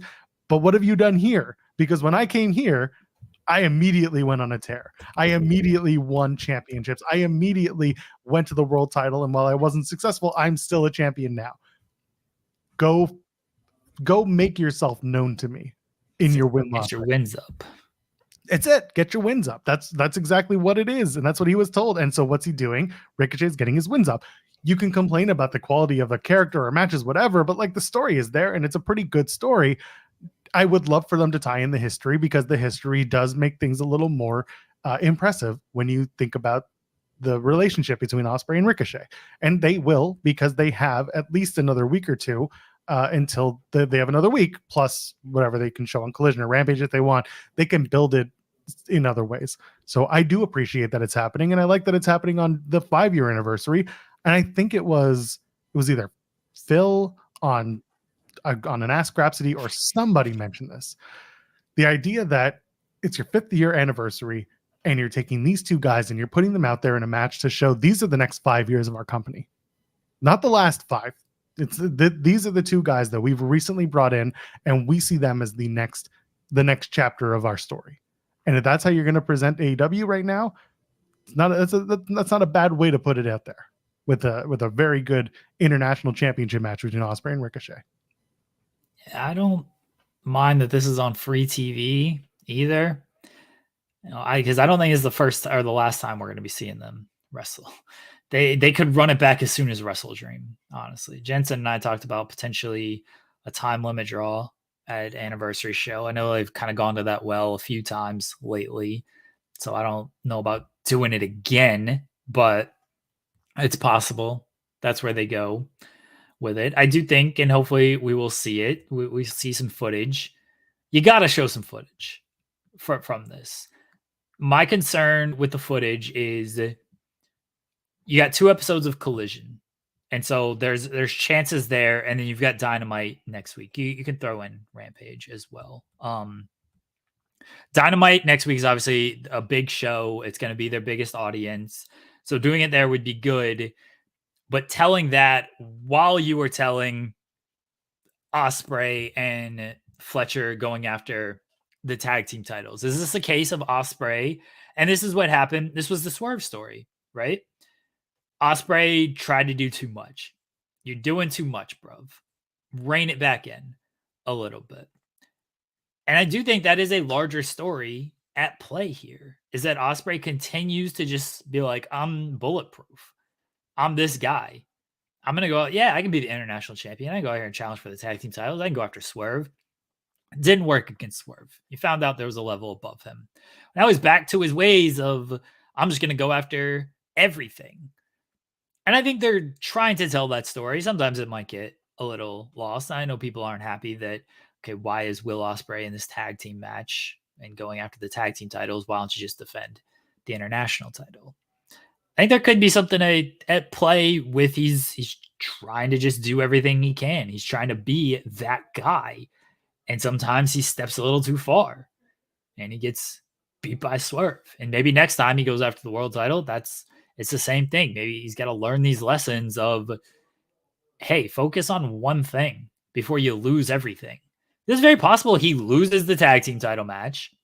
I mean, I pretty much expect the Bucks to pin to pin Kyle Fletcher. So I don't think Ospreay's taking the L 1 week before he's supposed to face Ricochet.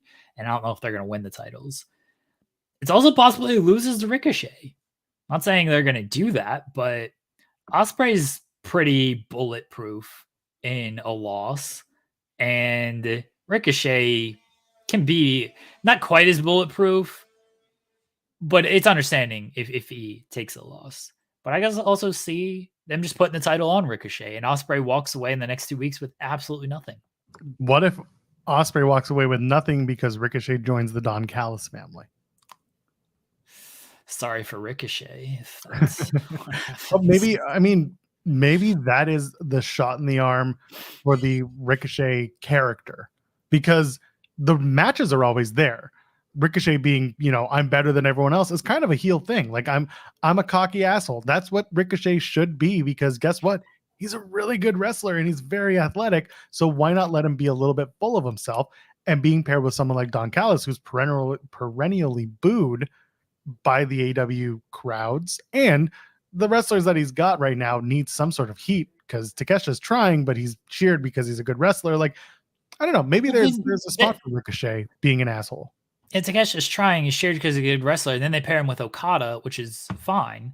But Okada's a heel because he's with the Bucks. Yeah. And so that doesn't help wanting to cheer Takeshita, because Okada's very firmly established heel because of all the Buck stuff. I know it's wink and nod stuff, but it's still heel stuff. Where Takesha's come back and he just immediately got cheered because people were happy after the G1 run. And now you're putting him up against the heel. Like, this is the problem with the babyface heel divide, is you got to actually do the divide. And the thing is Don Callis always wants to be a heel. There's been certainly no turn with Don Callis. This man doesn't have redeemable qualities. He's still just been just kind of an asshole. Did we have the conversation about who took over United Empire?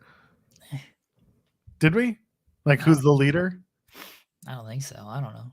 Apparently MLW thinks it's CJP. So no.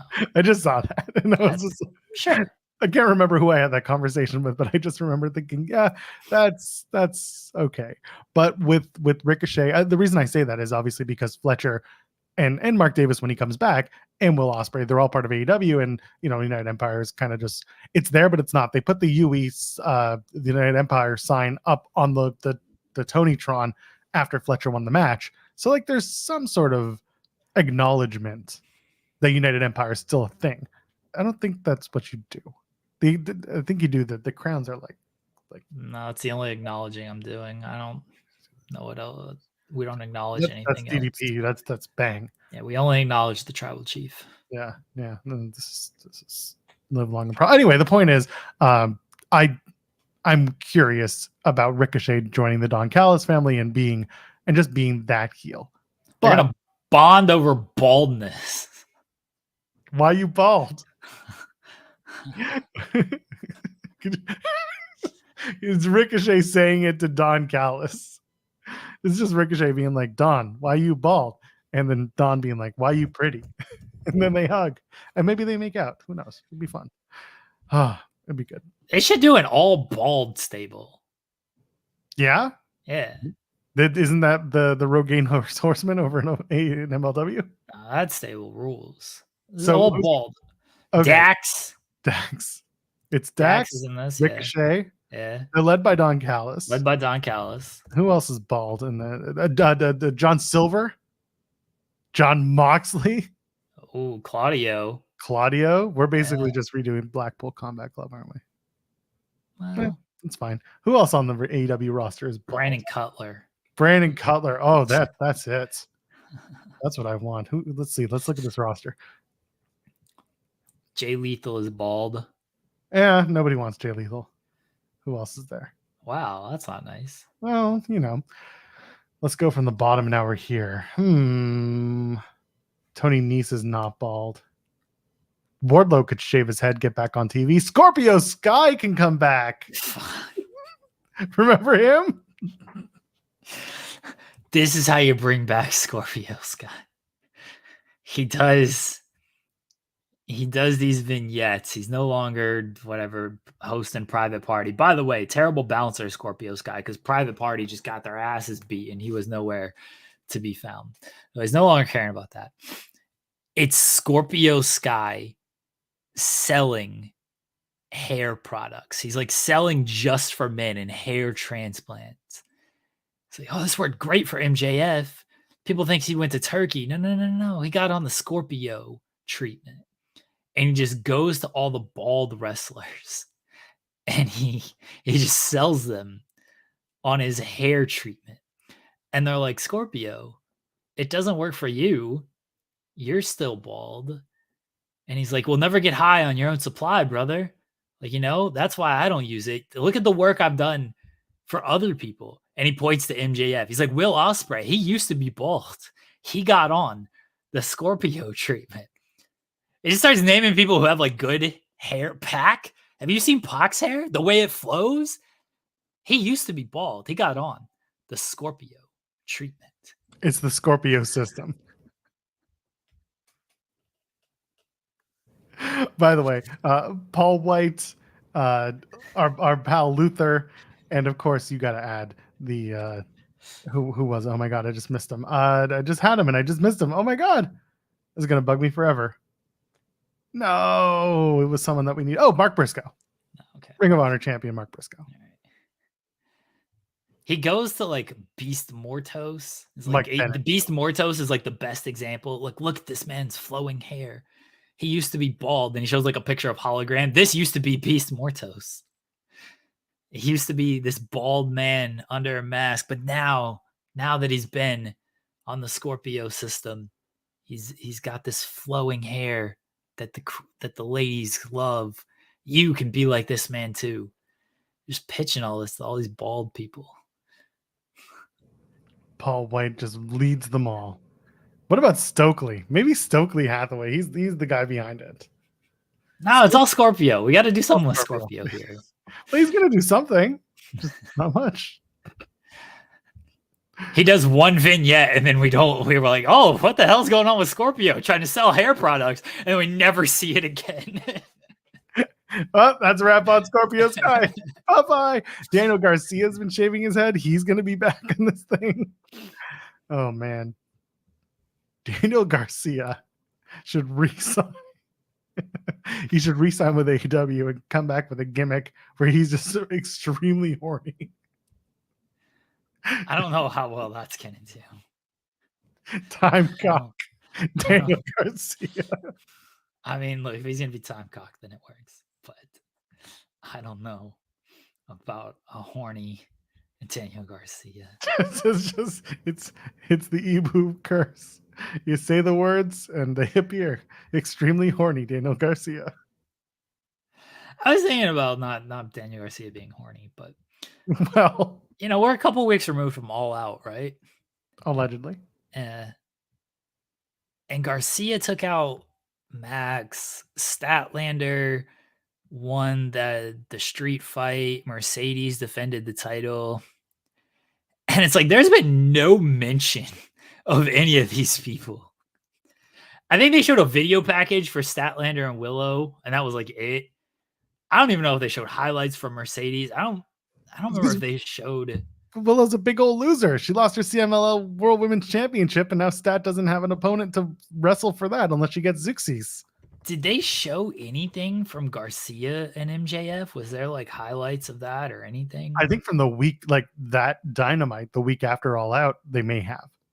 But I don't think other than that, I think they showed some highlights, but other than that, yeah, it's been nothing. Some say Goon the best show on television is this one. Tell your friends. Are they all this good? Subjective art form. But this is, they didn't really, there hasn't been a lot of follow-up. I mean, the Mercedes stands are waking up. They're starting to think something's going on. They're like, it's been 2 weeks. Is she okay? They haven't mentioned the Brit match. They haven't mentioned the Sheeta match. Is Sheeta okay? Sheeta's on Dynamite. Or on Rampage, isn't she? Yeah, Sheeta's over here threatening Harley Cameron with a kendo stick, and Harley Cameron's like holding it to herself. That was a weird little segment of here comes Sheeta with this kendo stick, and oh, here we go. I got my Roman Reigns pointer here. This thing rules. What the f is that? I don't know, man. The kids just got shit, okay? I get it. I do. They love this. This is how they acknowledge the tribal chief. This is on Friday just night. hold this up. Friday night to the 10. They're all just like, yeah, it's true. So Sheeta comes up to Harley Cameron and just like holds it here, and Harley Cameron's like holding it like this, instead of just Harley Cameron like going, "Oh shit."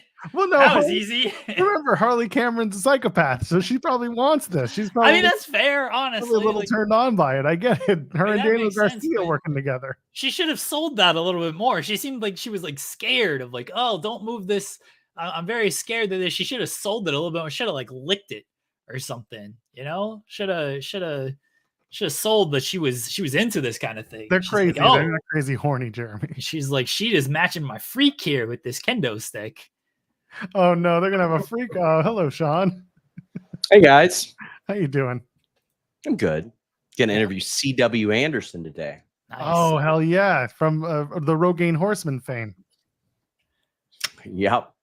Ask him about coming and buying a. I'm not gonna ask him about coming at all. That's gross. He's newly married. That's very personal and unprofessional. Maybe he wants to talk about it now that he's newly married and excited. Maybe. Yeah, I'm gonna ask him about, like, for example, did you know he was trained by the WCW Power Plant? Yeah. Did you know he was an NWA World Tag Team Champion in 1996? When he was known as Charles Montgomery. No, he was still C.W. Anderson. No, he was C.W. Anderson by then. And he was one of the champions that had their titles vacated because WWF was like, oh, yeah, I guess we'll start doing stuff with the NWA. Please ask him. Please ask him how it feels to be the youngest man in his group. That's actually a good question. Should I ask him about Shine's comments on Diddy? Oh, I don't know if you want to ask him any questions about Diddy, but good luck. Yeah. Know how well. I mean, they'll play okay, but yeah, I don't know. Don't know if you want to go there with Diddy questions. The Scorpio system. What's the Scorpio system? Okay, so you know how they've been airing vignettes for Scorpio Sky and then nothing comes of them? Yeah, all the time. Yeah. So the Scorpio system is he's bald, right? So he goes up to these other bald wrestlers in AEW and he sells them on hair products. And when people are like, well, why don't you use these hair products? He's like, well, you can't get high on your own supply, but look what I've done for MJF. Look what I've done for Beast Mortos. Look what I've done for Pac. They were all bald. Pat Buck as well. They got on the Scorpio system. And then you air one vignette and then you never hear from them again for 2 months. But all of a sudden, all these wrestlers have tons of hair. Yeah. This is terrible, this idea. But this isn't even the worst idea we've had today. No, I mean, listen, it's really good. It's like I would enjoy it. This is not even the worst idea we've had today. The thing is, he'd get over. Like, he would get over with it. Oh, Jesus Christ. Pitch this to Tony when the Jags play to the Bengals, and we'll get off and rolling on this. Bengals don't play the Jags this year. No, that's I don't know who that's unfortunate for. It's unfortunate for the Bengals. They've got a decent team. They are 2 fumbles away from being 2-0. Yeah. So are the Panthers. Just 2 fumbles. Yeah. They'd be 2-0. Yeah. But those fumbles were trades. Yeah, those are the the fumble with the first overall pick and trading for Yeah. the overall pick. I think Bryce Young will end up being okay. I mean, listen, nothing scares me more than Andy Dalton playing the Bengals. Oh. He's beaten them twice since he left. I look forward to the Andy Dalton revenge game. That's about the only thing I have to get excited for. Maybe I should fly out to Charlotte for that game. That sounds terrible. You could probably get tickets for like $1, literally. I know. That's why I'm like, maybe I could do it. Lexington flies to Charlotte. So, you know, literally you could sit 50-yard line first row for maybe like $3.50. I'm $3.50. Really going to consider it. Not $350. When is it? September 29th. What do I have September 29th? Like I feel like I got a friend coming up. I feel like Cher Delaware is going to be in town that weekend. Well, the 25th is Grand Slam. Yeah. That's the That's next weekend. Yeah, it's next weekend. It's oh my God. Flights are $892 nonstop. Well, yes, you're trying to book a week in advance. I mean, listen, it's from Lexington, buddy. What are we doing here? Yeah, I would have went. I would have definitely went, but guess I'll have to watch it from home. Darn. That sounds so too. I'm doing a thing. Elite Combat Club. So Sean, were you the one that reported Miro asking for his release? Yes, I was. Contrary to the engagement accounts that won't simply retweet my tweet that has the same information they're going to post with a picture. I gotta say that is one of the more frustrating things about reporting news when other accounts just say the same thing that you said and they blast you out of the water on engagement. So please support original creators. But I lost my train of thought. What was I gonna? Oh, new things. I'm doing a co-stream with DraftKings for the Bengals Ravens game. I'm gonna have to tone down my language significantly for that because listen, I am eerily similar to a guy I was going back and forth with yesterday when it comes to football games and my behavior. Not the crazy stuff, not the wild shit. Hold on now. Just the outward projection. Oh my God. During any Bengals game, I drop the F-bomb more than I have in the last 3 years on the air here. Have you considered getting yourself finally getting a censor button, getting a beep button just for this? I mean, I've thought so every time I'm on the air with Denise. Like we had to bribe her into cursing on the air 5 years ago. And now I've got to be like, Denise, please stop dropping F-bombs all over our show. Like, hey man, these are the fruits of your labors. Sometimes the fruits are not so sweet. No kidding. Yeah, so I'm sure you all have talked about it, but I reported Miro requested his release. We've booked him in about 5 years worth of WWE stories. We got deep into it. Listen, I had some people say, "Why'd you break that story so early?" I'm tired of people beating me to the punch. I've had probably a dozen stories over the last 2-3 weeks. That's true. I can confirm you've had a couple that I knew about, and you're like, holding off on this one, and then somebody else. Yeah, not doing that shit anymore. Sorry, guys. Yeah, sorry, guys. Just send me a DM if it's going to be broken on a Monday, Wednesday, or Friday morning so that I can plan my thumbnails accordingly. Yep, gonna break a bunch of. I mean, I try to have a thing a day. I don't want to have 6 stories in one day. You know what I mean? So yeah, I'm just gonna break stuff earlier in the morning. I scheduled the post. My ass was not up at 7. Jeremy knew I wasn't up. Yeah, I saw that and I was like, "That's it. Wow, Sean's up early. What's going on here?" I scheduled that post at midnight last night. I was not up at 7:55 in the morning. I was just I'm walking into my thing and I'm like, what is Sean doing awake? No, admittedly, I went to Wrestle Purist and I was like, when does the Observer drop? Because I don't read the Observer. No offense to them. But I was like, they post all their stuff quickly. So let me make sure it's before the Observer drops at least. Sometimes I might start dropping these stories late at night. Like I did the Jade Cargill one really late and people went bananas for it. So maybe I'll do that as well. But what I try to do is have at least one decent sized story a day. But man, it's too many people on the come up. Got to beat them to the punch here. Didn't you drop the Jade story right after the match, like her last match with Chris? Yeah. Yeah. She was immediately telling her goodbyes. And I was like, oh, okay. And then people in WWE were like, yeah, she's coming here. All right. That's good timing. That's what you want. Yeah.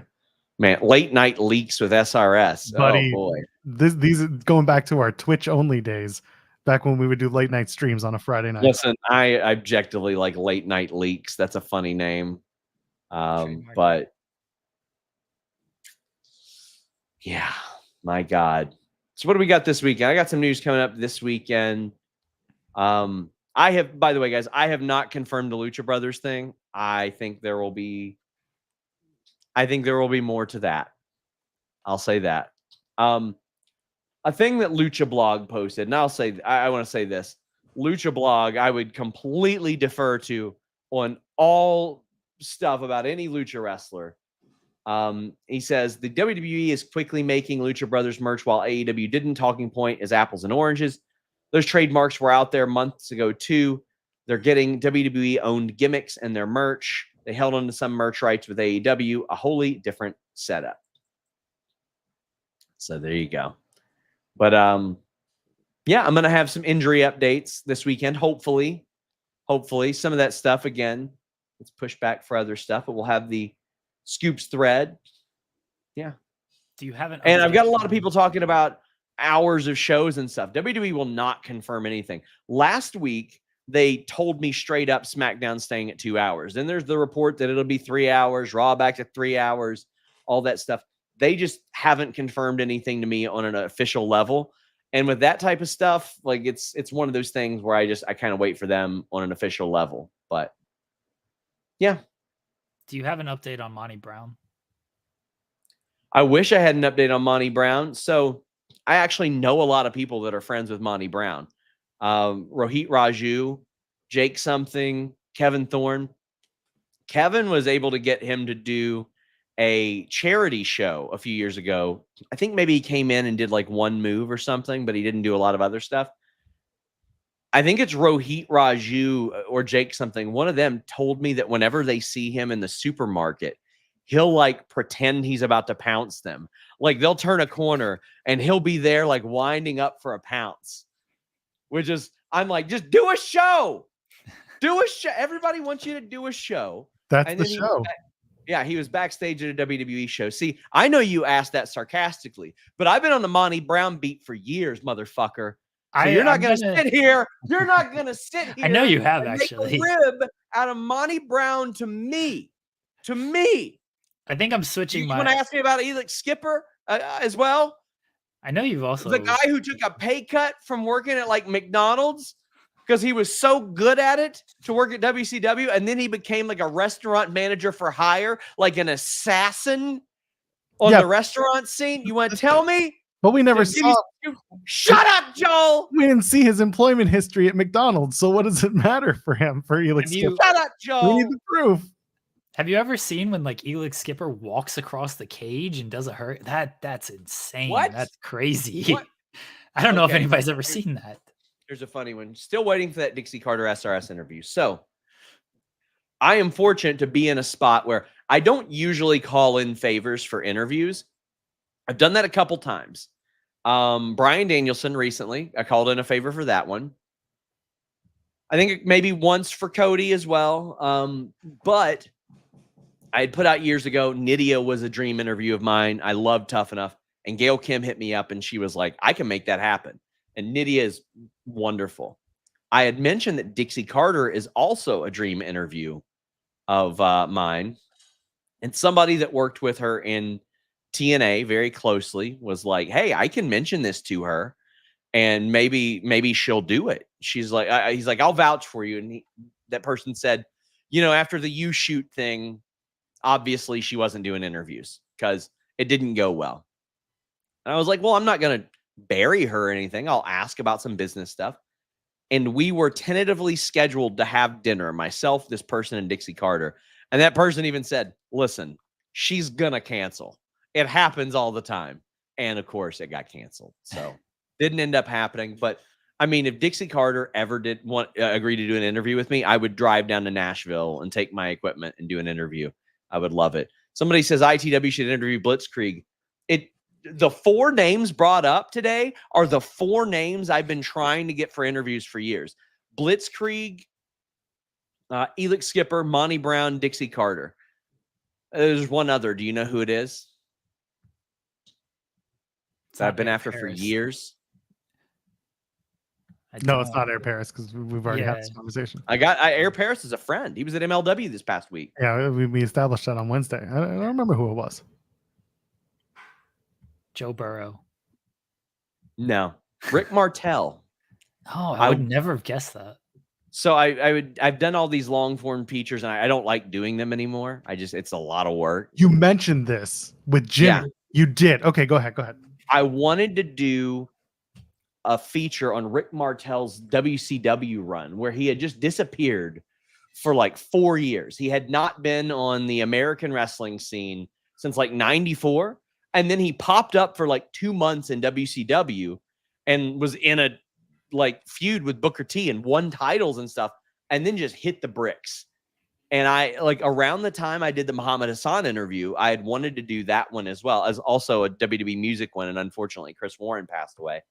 But I wanted to do this, and I was hopeful that the Muhammad Hassan feature would show him like, okay, maybe do an interview and all that. Only interview I've been willing to spend money to do as well.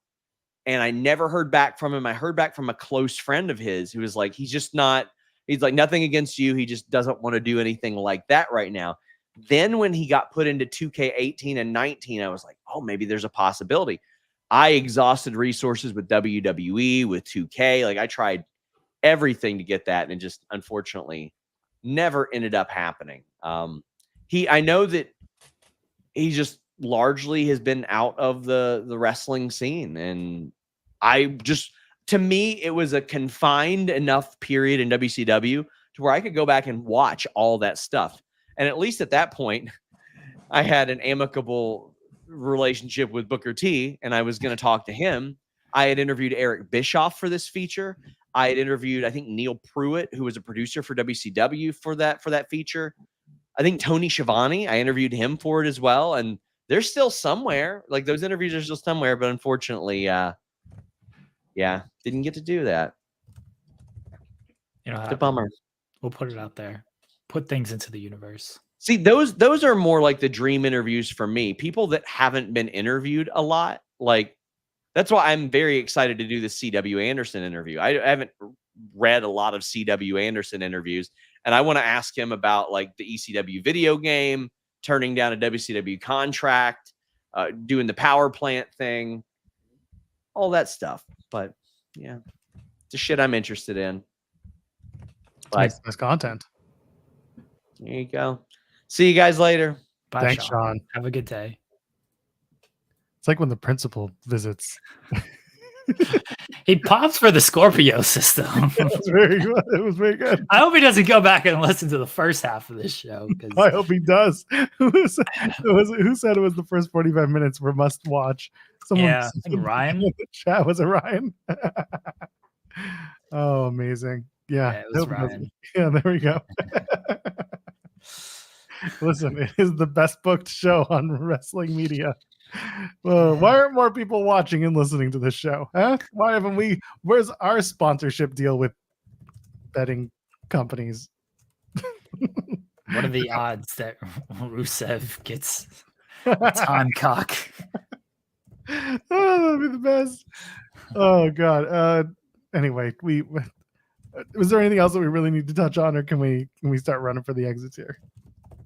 I didn't realize this show went by really fast today. It did, because we talked about literally nothing and it ruled. I looked up it when Sean joined. I was like, oh, geez, it's already 11:45. What? Like we haven't talked about anything. I mean, we haven't, but like, wow, we just went through this thing. Yeah, I mean, again, like our Dynamite chatter wasn't really well. I mean, we got some sufficient conversation going, and it's nice. The show itself, I mean, listen, Dynamite was a great hour and a half show if you started at 8:30. And that was the best part. I was right. You mentioned it. You did mention it on your Twitter, but Yes. you want great matches on Collision? You're gonna get the learning tree against the conglomeration. Damn it! Don't say we don't book anything important on Collision. AEW Grand Slam Collision. You take this learning tree match and you like it. When I saw it, I immediately was like, yes, this is Jeremy's. He got his fingerprints all over it. Yeah, and other than that, there's just I liked the Mina video package, by the way. The Mina Shirakawa presentation is really fun. I'm excited to see where she kind of factors in, because if she's going to be in the US long term, AEW is a place to land. If she doesn't end up there inevitably, she has to. I feel like she has to. I don't think she's going anywhere else. Who knows? Maybe she'll have a match with Mercedes and then she'll end up at WWE the next week. Well, Mercedes got to appear. I don't know. She's got to be on TV. She's too busy in her own private locker room where everyone's mad at her, right? That's the news.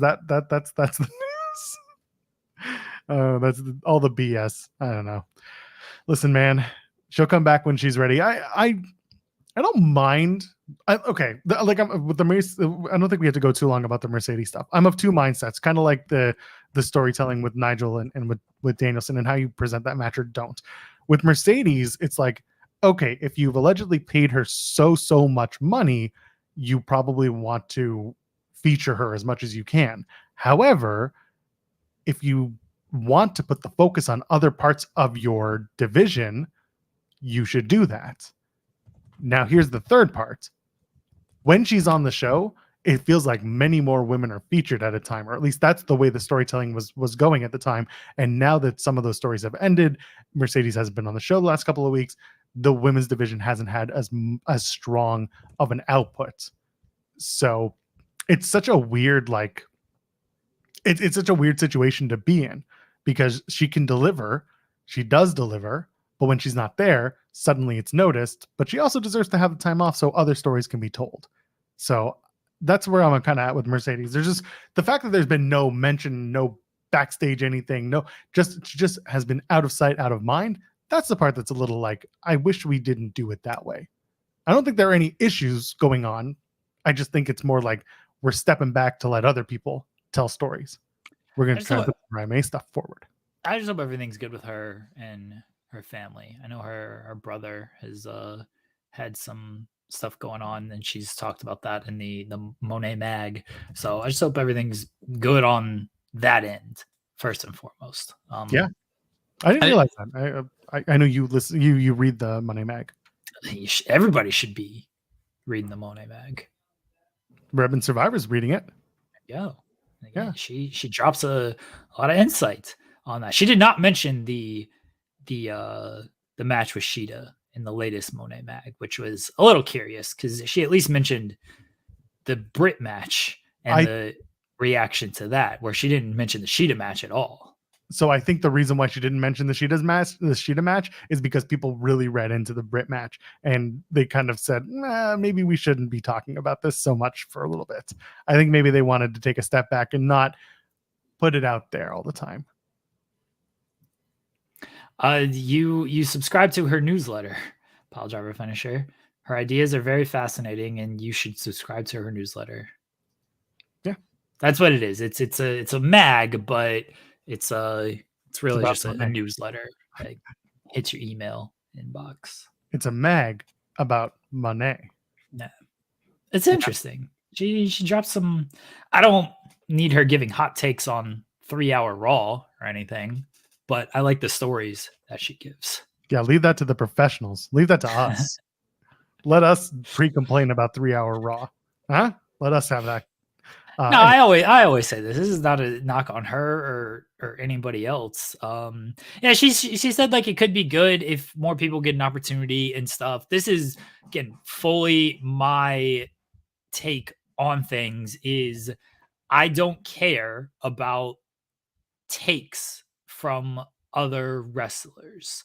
I like when they tell fun stories. I don't care what Eric Bischoff's take is on AEW or WWE. Does not interest me in the least because he's not with either of those companies.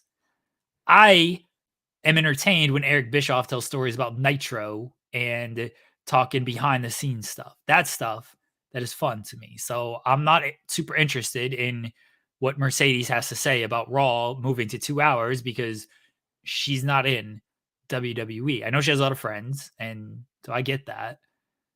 But I am interested when she's talking about like Bayley and her relationship with Bayley and her relationship with Natalia. And even she does mention like AEW and Warner Brothers in that relationship. Like, oh, okay. At least she's in that company. So that does interest me.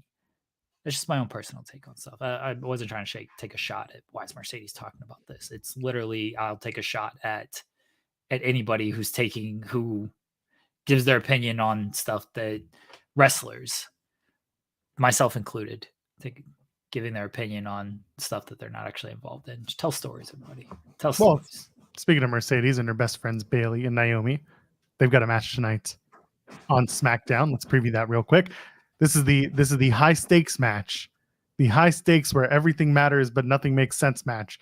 Naomi and Bayley are going to take on Nia Jax and Tiffany Stratton. If Bayley or Naomi get the pin, that person gets the match against Nia Jax at Bad Blood.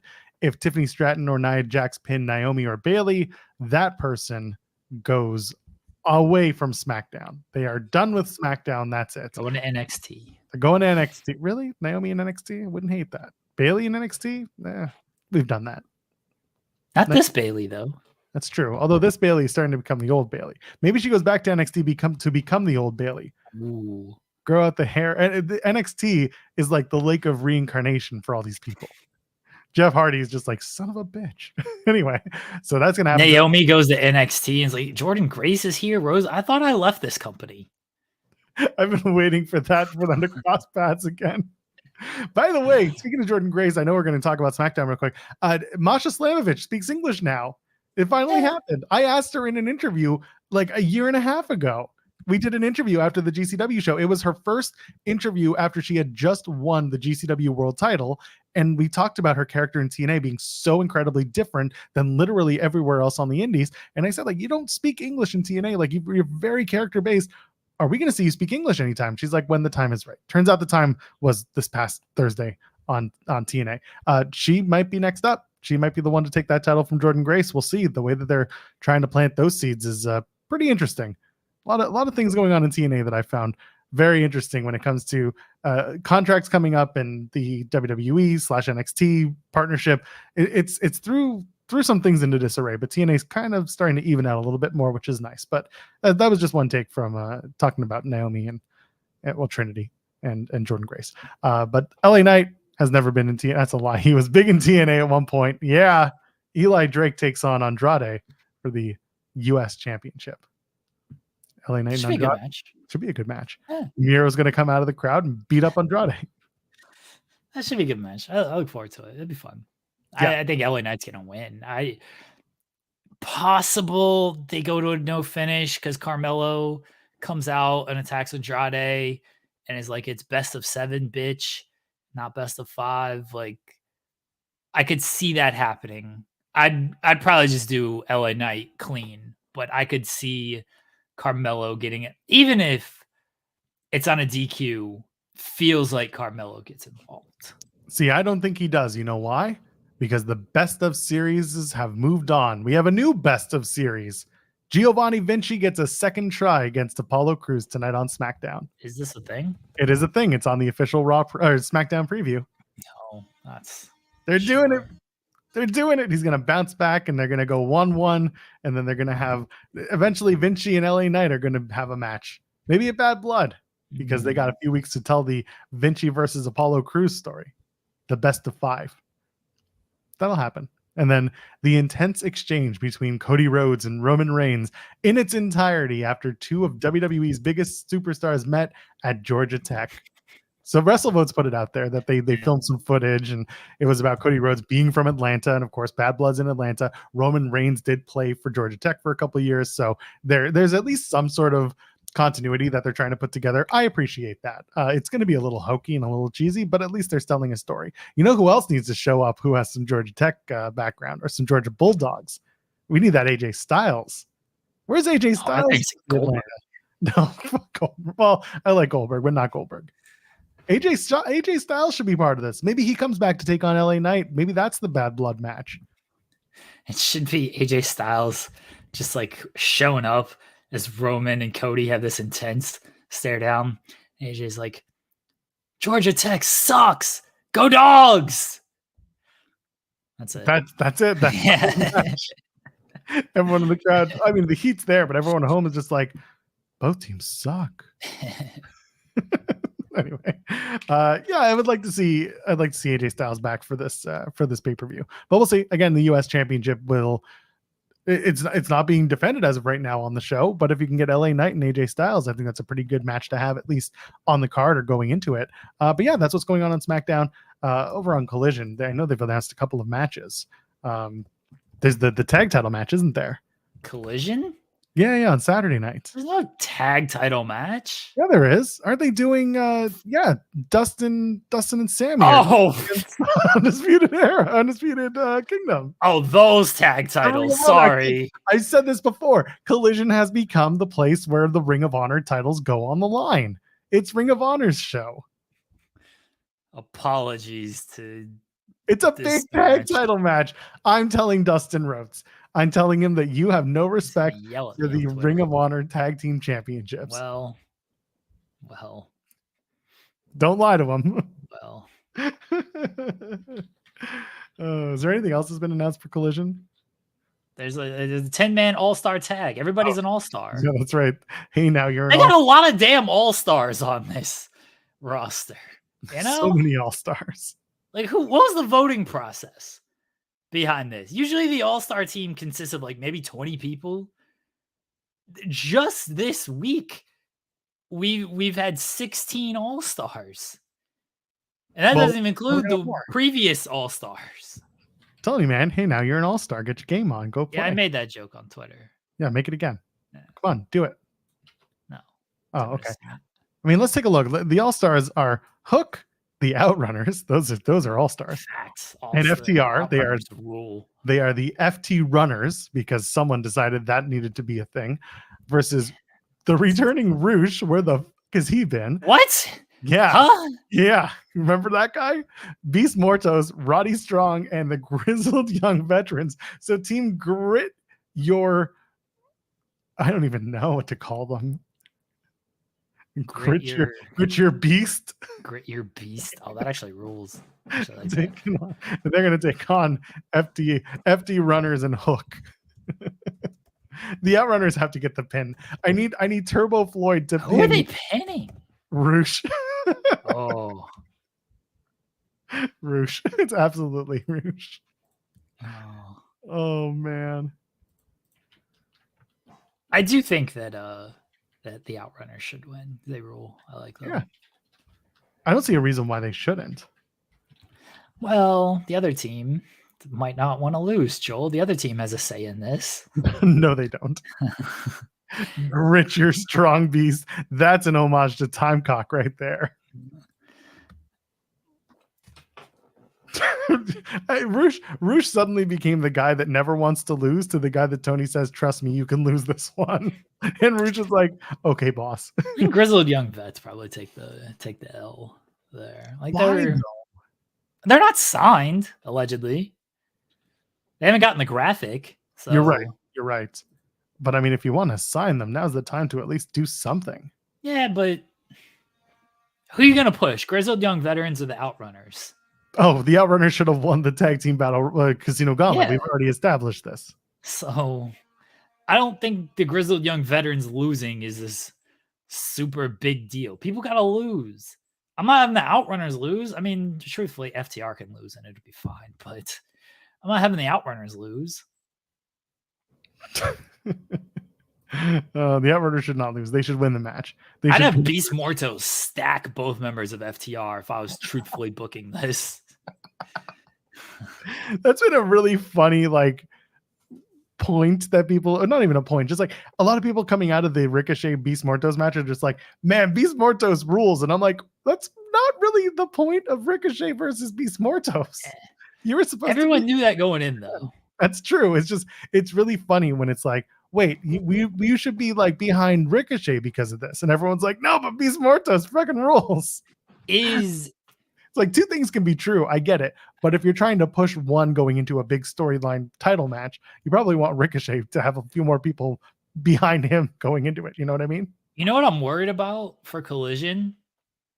Who's Hologram gonna team with? Do you see he's got new merch? Well, good, he should. But Sammy and Dustin have a tag team match. Beast Mortos is wrestling somebody else. Like who's Hologram gonna team with? Well, the conglomeration is probably. Orange Cassidy, Mark Briscoe, or they're not on the show yet. Should be Kyle O'Reilly and Hologram. Yeah, but then like not only who does he team with, but who does he wrestle? Because Beast Mortos already has a different match. Well, let's take a look. Let's take a look at the promotional photo here for Collision. What promotional photo? You know the photo for the tickets. You know that we. Oh, I'm sure they're advertising like John Yeah. Moxley and shit. They are. So they're in Springfield, Mass for this. On the poster, you've got Orange Cassidy. So there you go. You might see him. You've got Willow. It would be nice to see her back. Would be nice. And Mox is there. And so is Thunder Rosa, who's apparently dealing with concussion issues. Yeah, so, best wishes to Thunder Rosa. yeah, sending her love to her. Hopefully she's back and better than ever soon enough. You got Claudio. You've got Chris Jericho, because Chris Jericho is going to work Collision next week. He shows up. And then you've got Pac, and you've got is that Marina Shafir? I can't tell if that's Marina Shafir. Hold on. And then you've got Kyle O'Reilly. Is that Marina Shafir on the far end, or is that Chris Statlander? That might be Chris. I think it's Statlander. Is that Statlander? Yeah. I can't tell. I don't know. Can't tell anymore. It is kind of tough. I do think it's Chris. Like the outfit is weird. It's not. She's not in a wrestling gear. No. She's just regular street clothes. I think it's Stat. Yeah. Yeah. That's what I'm going right. with. It's Becky. It's Becky Lynch. Becky Lynch is debuting on Collision.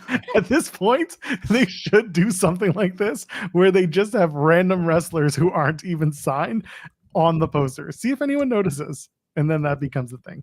So anyway, Hologram can be with any of these people, literally any of these people, and I think it's Kyle O'Reilly.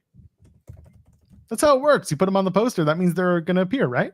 Yeah, but they got to factor in Hologram too. What if Hologram joins the learning tree? He turns against the conglomeration. Ooh, that would piss a lot of people off. That would piss me off, honestly. The learning gram. Oh, I would be so upset. The Holo Tree. If they put Hologram with the learning tree, I might boycott AEW. Oh, That's a straw too far from me. We found other reasons to do it. Do not put my guy Hologram, who should walk out of AEW All In Texas as the AEW World Champion. Do not put him with the learning tree. I still love the conglomegram. I think Hologram's got to be on the show, but anyway, that's fine. The Holo Tree is fantastic. Oh no. Anyway, I think that's it for us today. So, thanks to everyone who really turned out to watch this one, because what a week, what a show. Jeremy, anything you want to plug before we get on out of here? I don't never have anything to plug. I get it. We're back on Monday, as we always are, 10 a.m. Eastern until who knows when. We do this Monday, Wednesdays, and Fridays, along with content that drops every day. Cocktent? I mean, that's what today was. Cocktent. Ooh, We're going to get Max back. Max Cocker will rise again. That's The TIMECOCK will be back with a TIMECOCK 2, The Rising. yes. Yeah. The erection of the TIMECOCK will be back. The And so resurrection. the resurrection. The resurrection. Everyone gets it right. Res erection. Yes. Oh, for Jeremy Lambert, I'm Actual Pearl. JOELBERL. Ladies and gentlemen, friends beyond the binary, enjoy your weekend. Enjoy whatever you're going to watch, as long as it's fun. Enjoy your weekend. Take care.